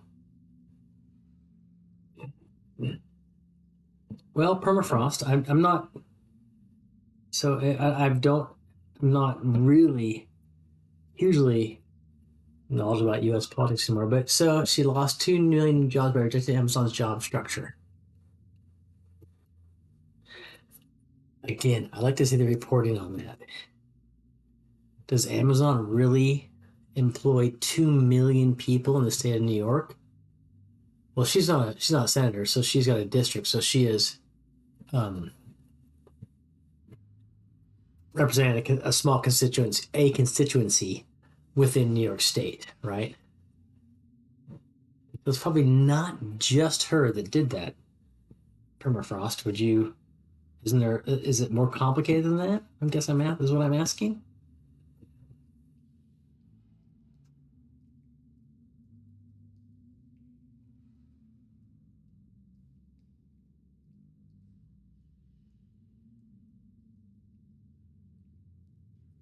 I know some in the Democratic Party are concerned that AOC pulls the party too far to the left in what I think Democratic grandees, power players would say is too far from the center, and which is where you win elections. I don't know. Like, yes, it's Sally Farm Company, but she did have it. Okay, yeah, it's complicated. I mean, I'm not harsh on the perma process. I think it's complicated, right? And as long as we all can agree that it's complicated, yeah.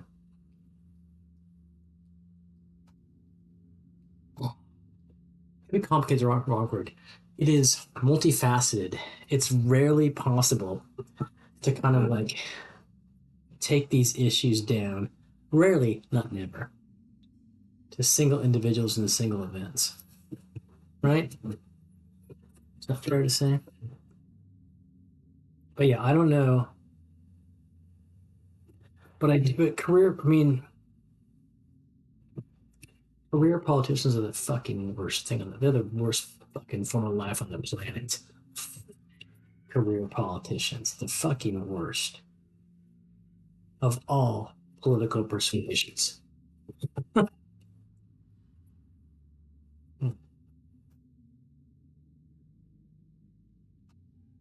Just can't stand them.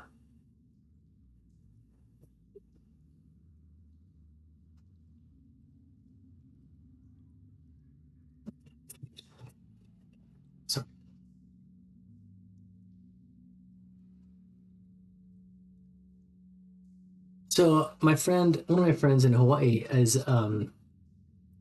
he's a his name's JC, and actually you'll meet one of his one an American student coming, Mahana Paul, who's coming to do work on undergraduate stuff this semester. Well, she's gonna be here for a year.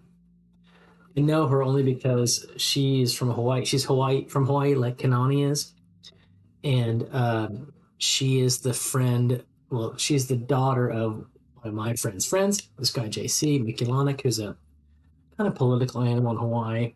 He does a bunch of things. He used to work. He used to be on. He used to work on Brian Schatz's staff. That's Brian Schatz is a Democratic senator from Hawaii. Um, anyways, I used to tell JC because he used to work in state politics that there should be absolute term limits for everybody. Like for senators, there should be like for U.S. senators, there should be like 2 terms max, 12 years max, and you're out for fucking ever. Which there's no term limits; they can be there for 30 years. And JC's argument was like to me, it's like, no, we need that kind of institutional knowledge to blah blah to keep the wheels turning. I was like, no, fuck you. It's how hard can it be to be a senator or a legislator of any kind? I mean, for God's sakes, I could do it. It's not rocket science, okay? I don't need 30 years to know how to fucking take in data and make informed decisions. I was just like, JC, no. There should be draconian term limits. Because the problem with politics is money. And if you instill draconian term limits, the money incentive is less. Because you cannot be in the system long enough to make the money. So remove that incentive and you'll have, I think, better representation. Armin for PM, exactly. But only for 2 years. Then after that, I'm gone. After that, I'm gone.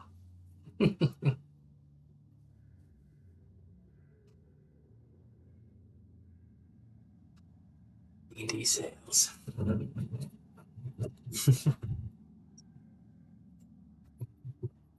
Yeah, God, when we started. Today I worked at home and I had a doctor's appointment I went to in the afternoon in Mount Eden. And went to the Time Out bookstore there and bought a book by this author journalist who I've read before. He wrote a book called American War, which is about a modern civil war in America. And he's a journalist too, and he has a book on Gaza. And um, it's oh my goodness, it's pretty devastating read. But yeah, so he's lawful good. This author, he's U.S. citizen, born in Qatar, and I forget his name, and I can't pronounce it because it's Arabic.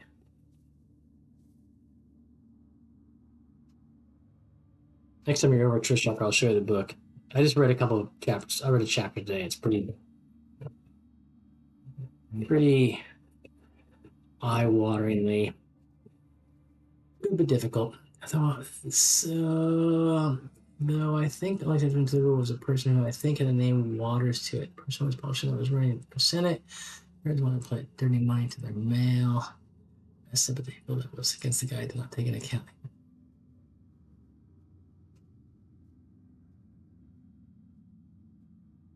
And then pulled out a gun inside, having a hand out to tell the press in there. I don't know about that, but permafrost, a couple. Okay, permafrost. That's a guy from New York. Permafrost. That's a state. That's some kind of New York politician who, yeah, committed suicide. Um, at a New York press conference, and that was maybe just in the last 10 years, like 5 to 10 years ago, 5 to 8 years ago. Yeah, he killed himself at a press conference. I remember that. It was in. I'm sure it was in New York.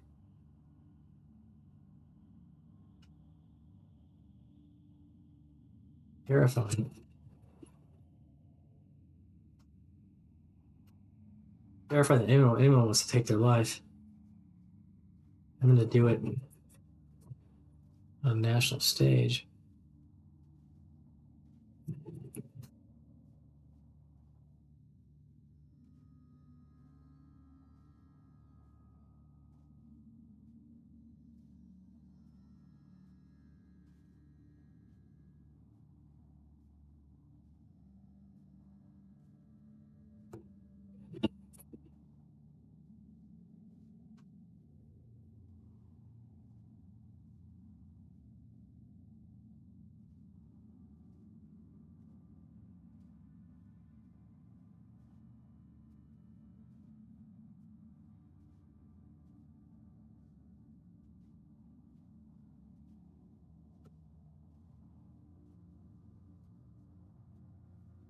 Mm-hmm.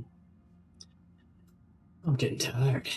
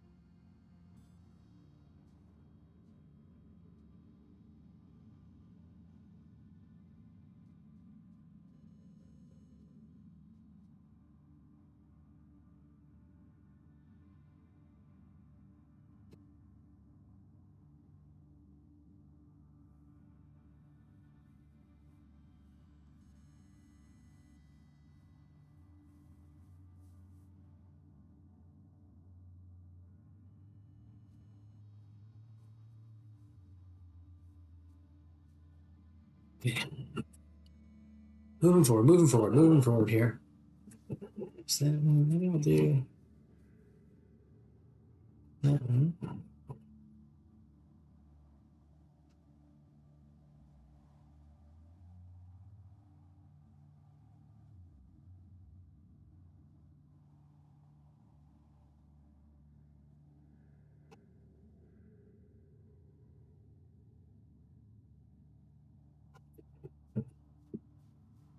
Yep, let's turn back to the end. Like, sure.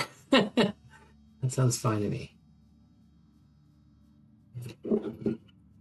So yes, permafrost. I started playing D&D in the 80s. I'm a 54-year-old person, so I first played D&D in 1980, basic and expert sets. Quickly transitioned to advanced D&D first edition, and played first edition, second edition throughout the 80s and some of the 90s, and then took a break, life, etc. Came back to 5e, played 5e for 10 years or whatever. And now I've gone back to first edition in my current campaign. I have DM. And yeah, my Greyhawk is my campaign world. I play in Greyhawk. The map behind me on the wall back there is a Greyhawk map. We typically stream Greyhawk D&D on New Zealand Sundays at midday, which equals North America Saturday night, roughly. But not this Sunday, because this Sunday I'm playing in an online Shadow Dart game with my friends at Guild Superior. Okay, done this piece.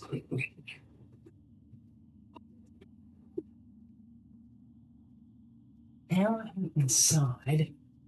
Now I'm gonna paint a bit more.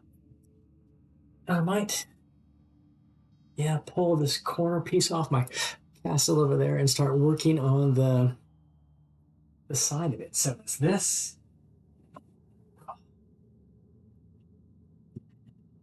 Here's the side piece of the castle.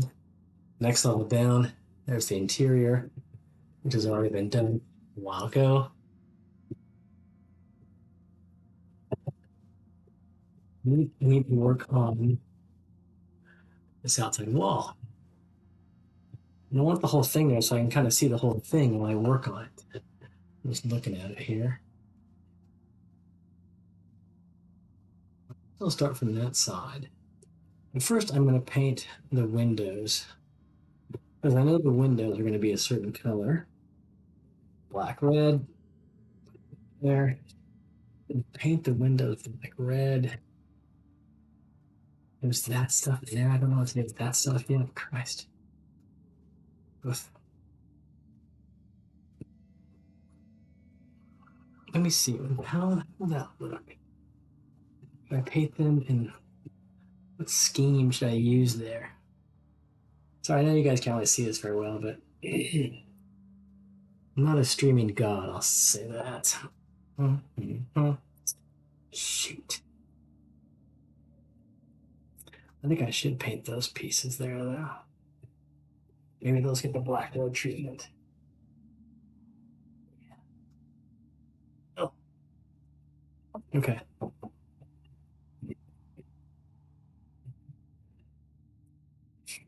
Maybe I'll just paint this one at a time, and then put this on top and just do the final squares. Okay. Now I'm talking a lot, but put that there. Get my black red out. It's not dark red, is it? It's black red. Oh, 1 second. I record my paints on my phone so I can see what I used. Yeah, black red and burnt umber and silver gray. Black red. Where's black red? No, cavalry blue.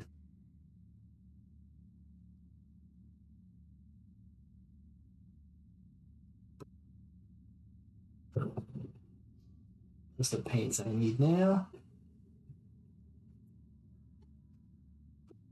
Moving forward.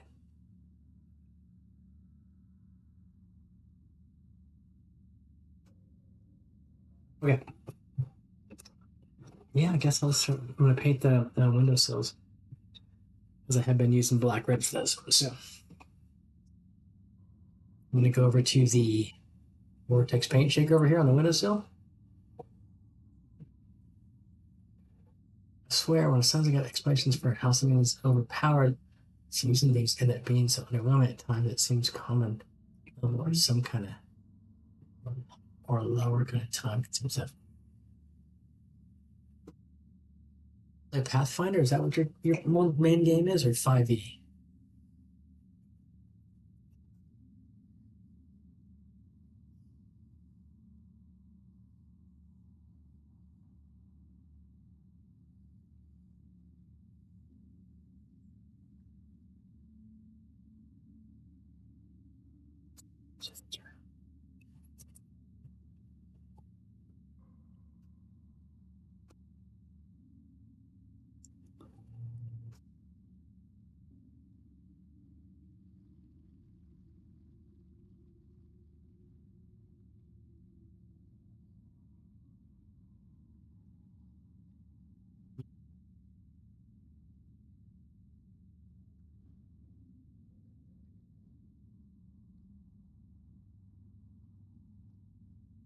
Well, I like Pathfinder 2e. I like well, it is 3.5 style game. It's really complicated. Well, it's complicated. I do like some of the rules in Pathfinder. I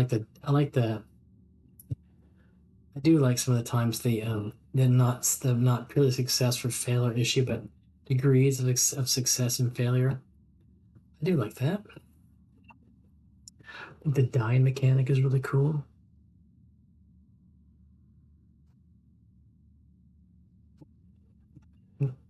In Pathfinder.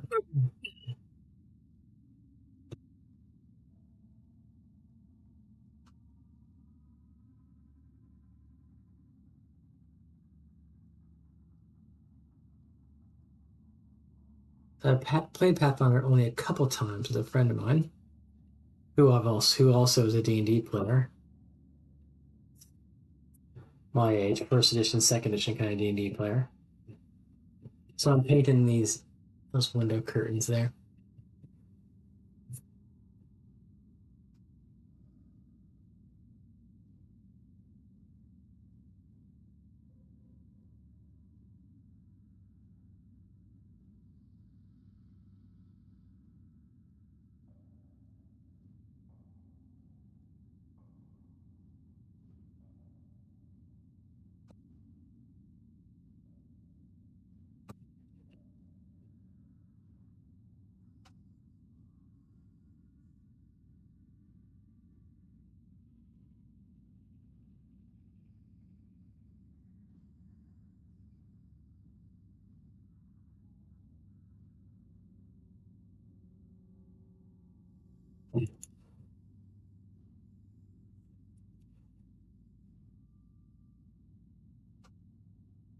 I think I would here at times hope you not need to breathe.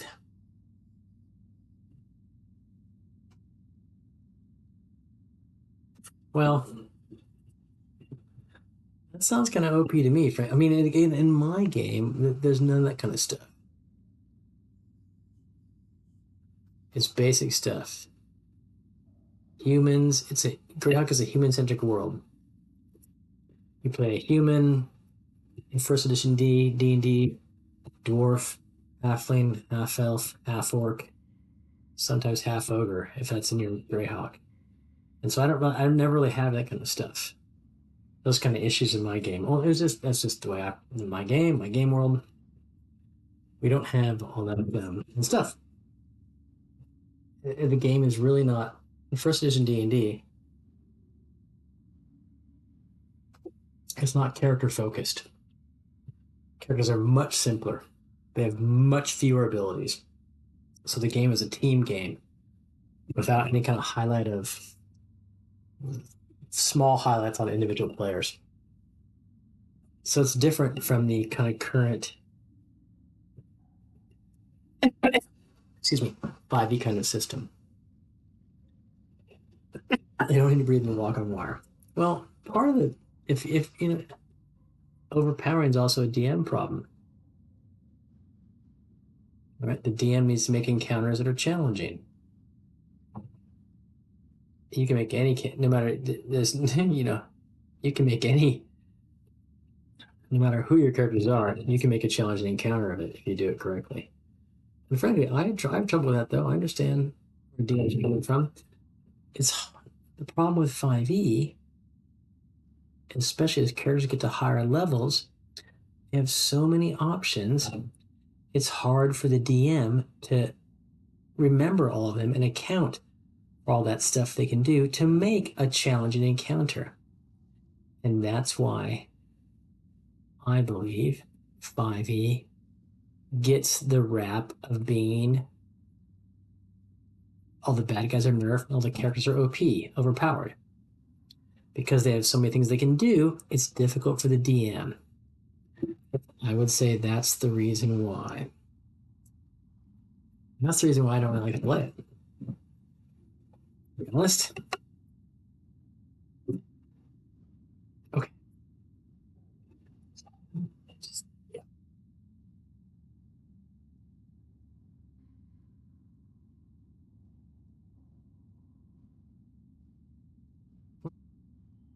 I'm gonna paint those things red.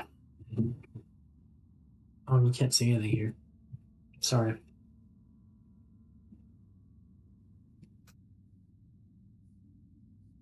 Yeah, you really just can't. So I can live with that. Not be able to see.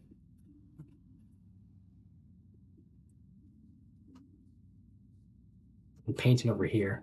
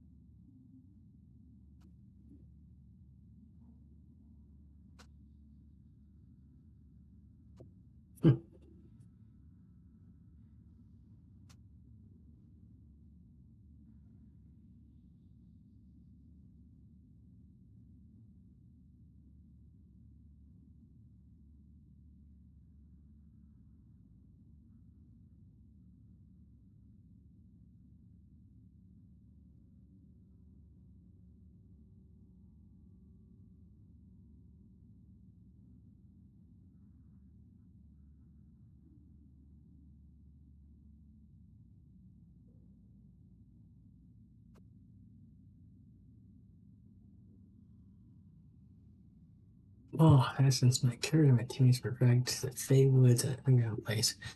The campfire and then see a fog, and saying that my character wouldn't need to breathe. He doesn't think too much if it wasn't.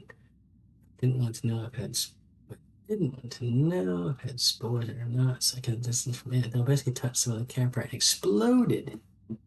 Huh. Then, okay, was not going to want to get.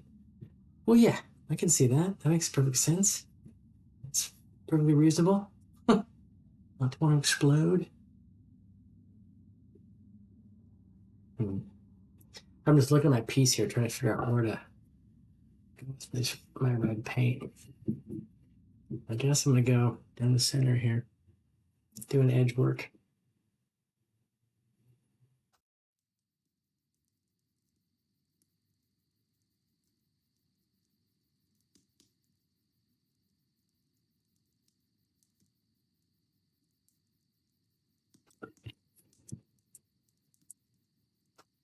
What is that?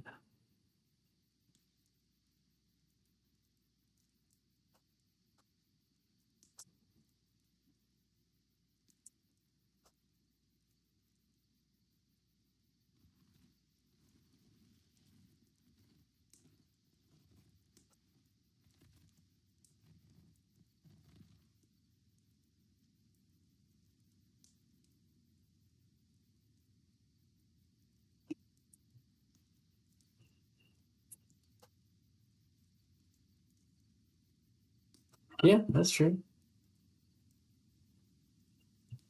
Breathing's important, but not the only thing, I guess. What level are you guys playing at?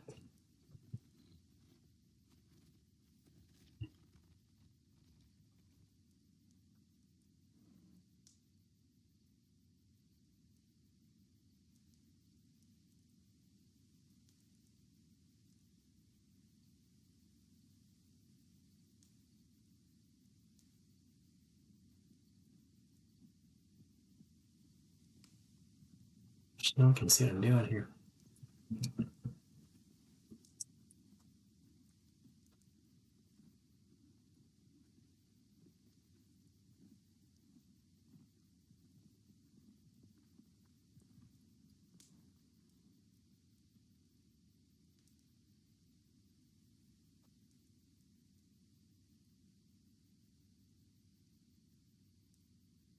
Mm-hmm.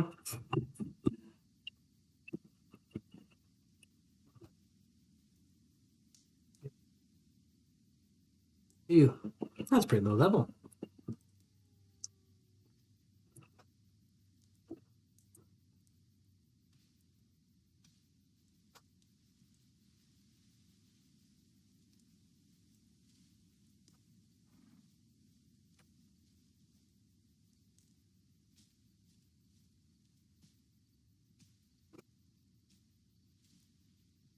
This thing. Just using my vortex shaker here for my paints. Mm-hmm.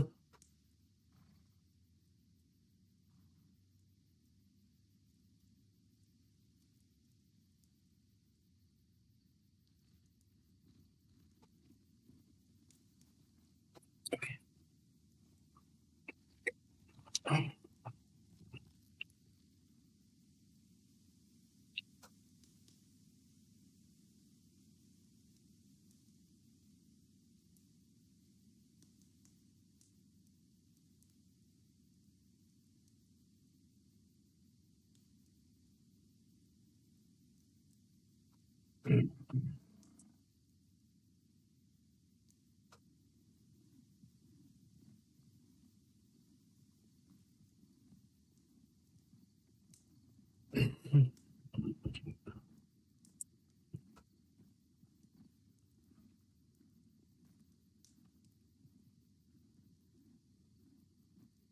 Like dinosaurs eating food.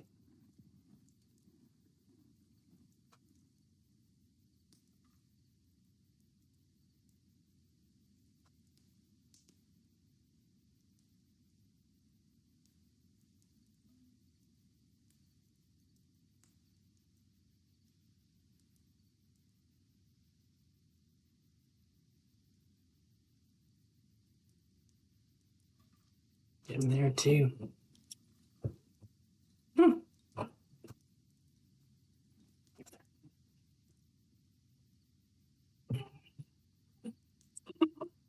I see some over here. Let's see if it's okay.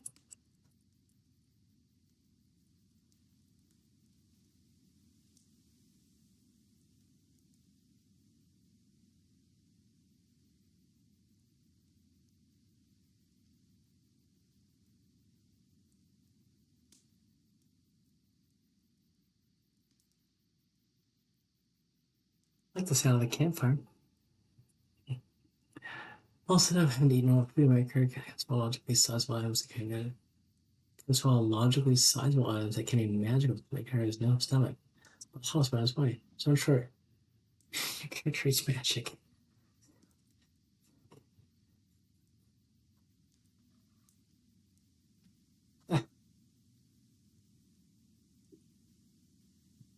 That's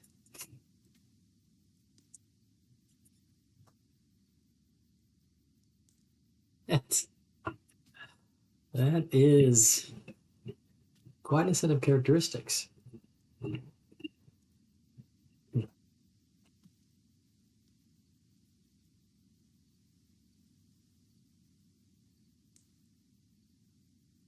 Games are more medieval, uh,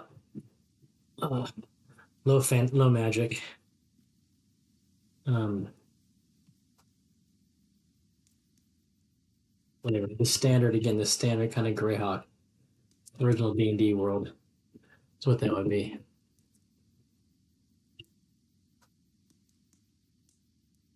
Not no magic, just low magic ish, I guess.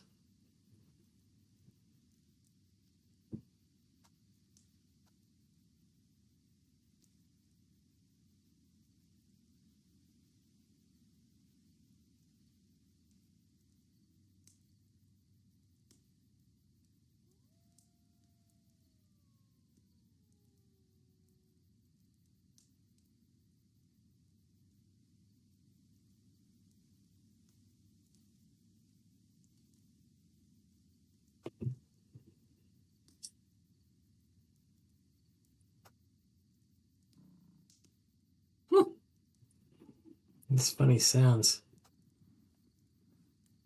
The soundtrack. Me and my partner, there's a games where at first confused and just blew off the fact that I created was one sunshine rare crystals, humber crystals that contain all schools of magic called chromatic arc stones.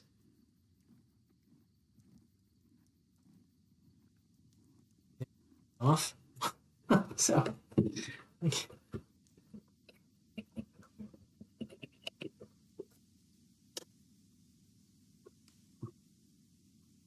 and they were pissed off, I'm guessing.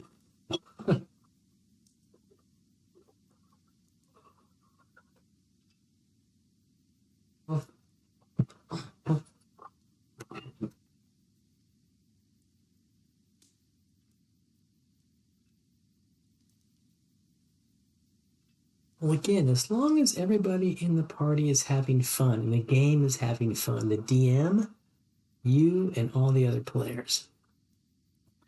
And when everyone's having fun, there's a problem.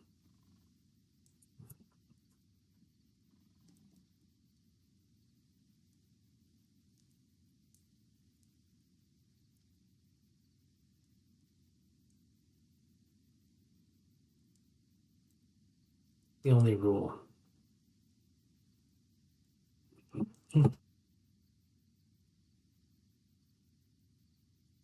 Yeah, it depends on how rare stuff like platinum is in your world. I mean, a single platinum coin is not that big a deal. Depends on what level you are, the money you have, all that stuff, right?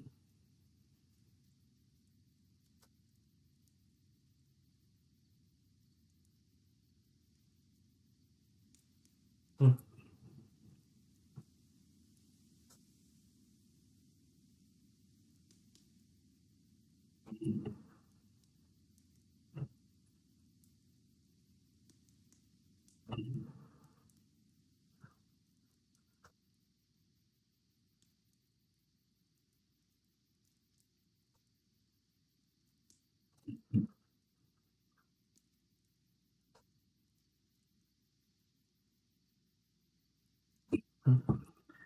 And my care season is not food. The fact that the care is the one all of them extracted from a corpse. Go on.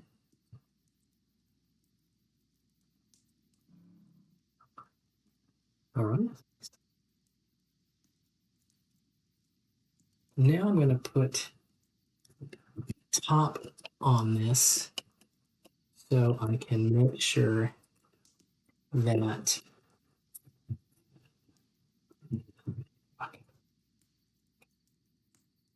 I painted of the walls makes sense. Hit this again.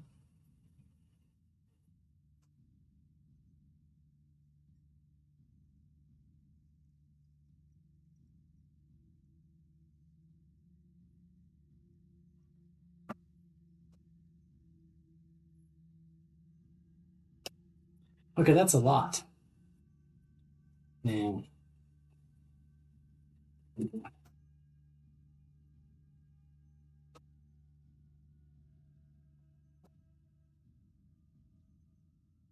together, make sure that everything lines up. A lot more white on there. Yeah, a lot more white.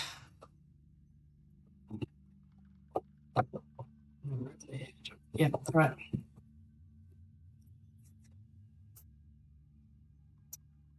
Radio. It's 9:30. I'm gonna think everyone out there. Call it a night. Two and a half hours doing this. I mean, it's an off night for me. I know not when I'm a student. Got to get up early. Do some stuff. Work, etc. I'm probably gonna finish this up, but I might do it off stream. Let's see if we can raid into somebody, perhaps who's out there. I don't know. What do we have out there?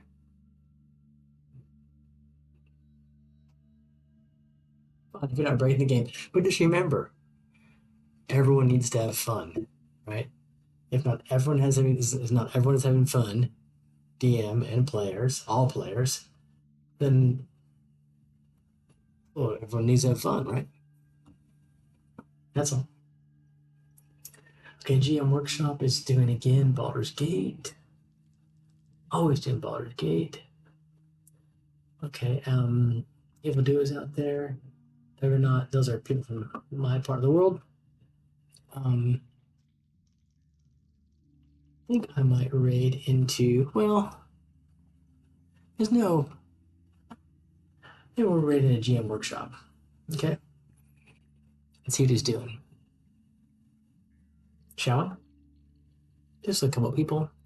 And I'll see you. I will not be here this New Zealand weekend, Sunday, for my normal game because I will be playing in DM Dave's over at Superior Adventurer Guilds, their Shadow Dark game.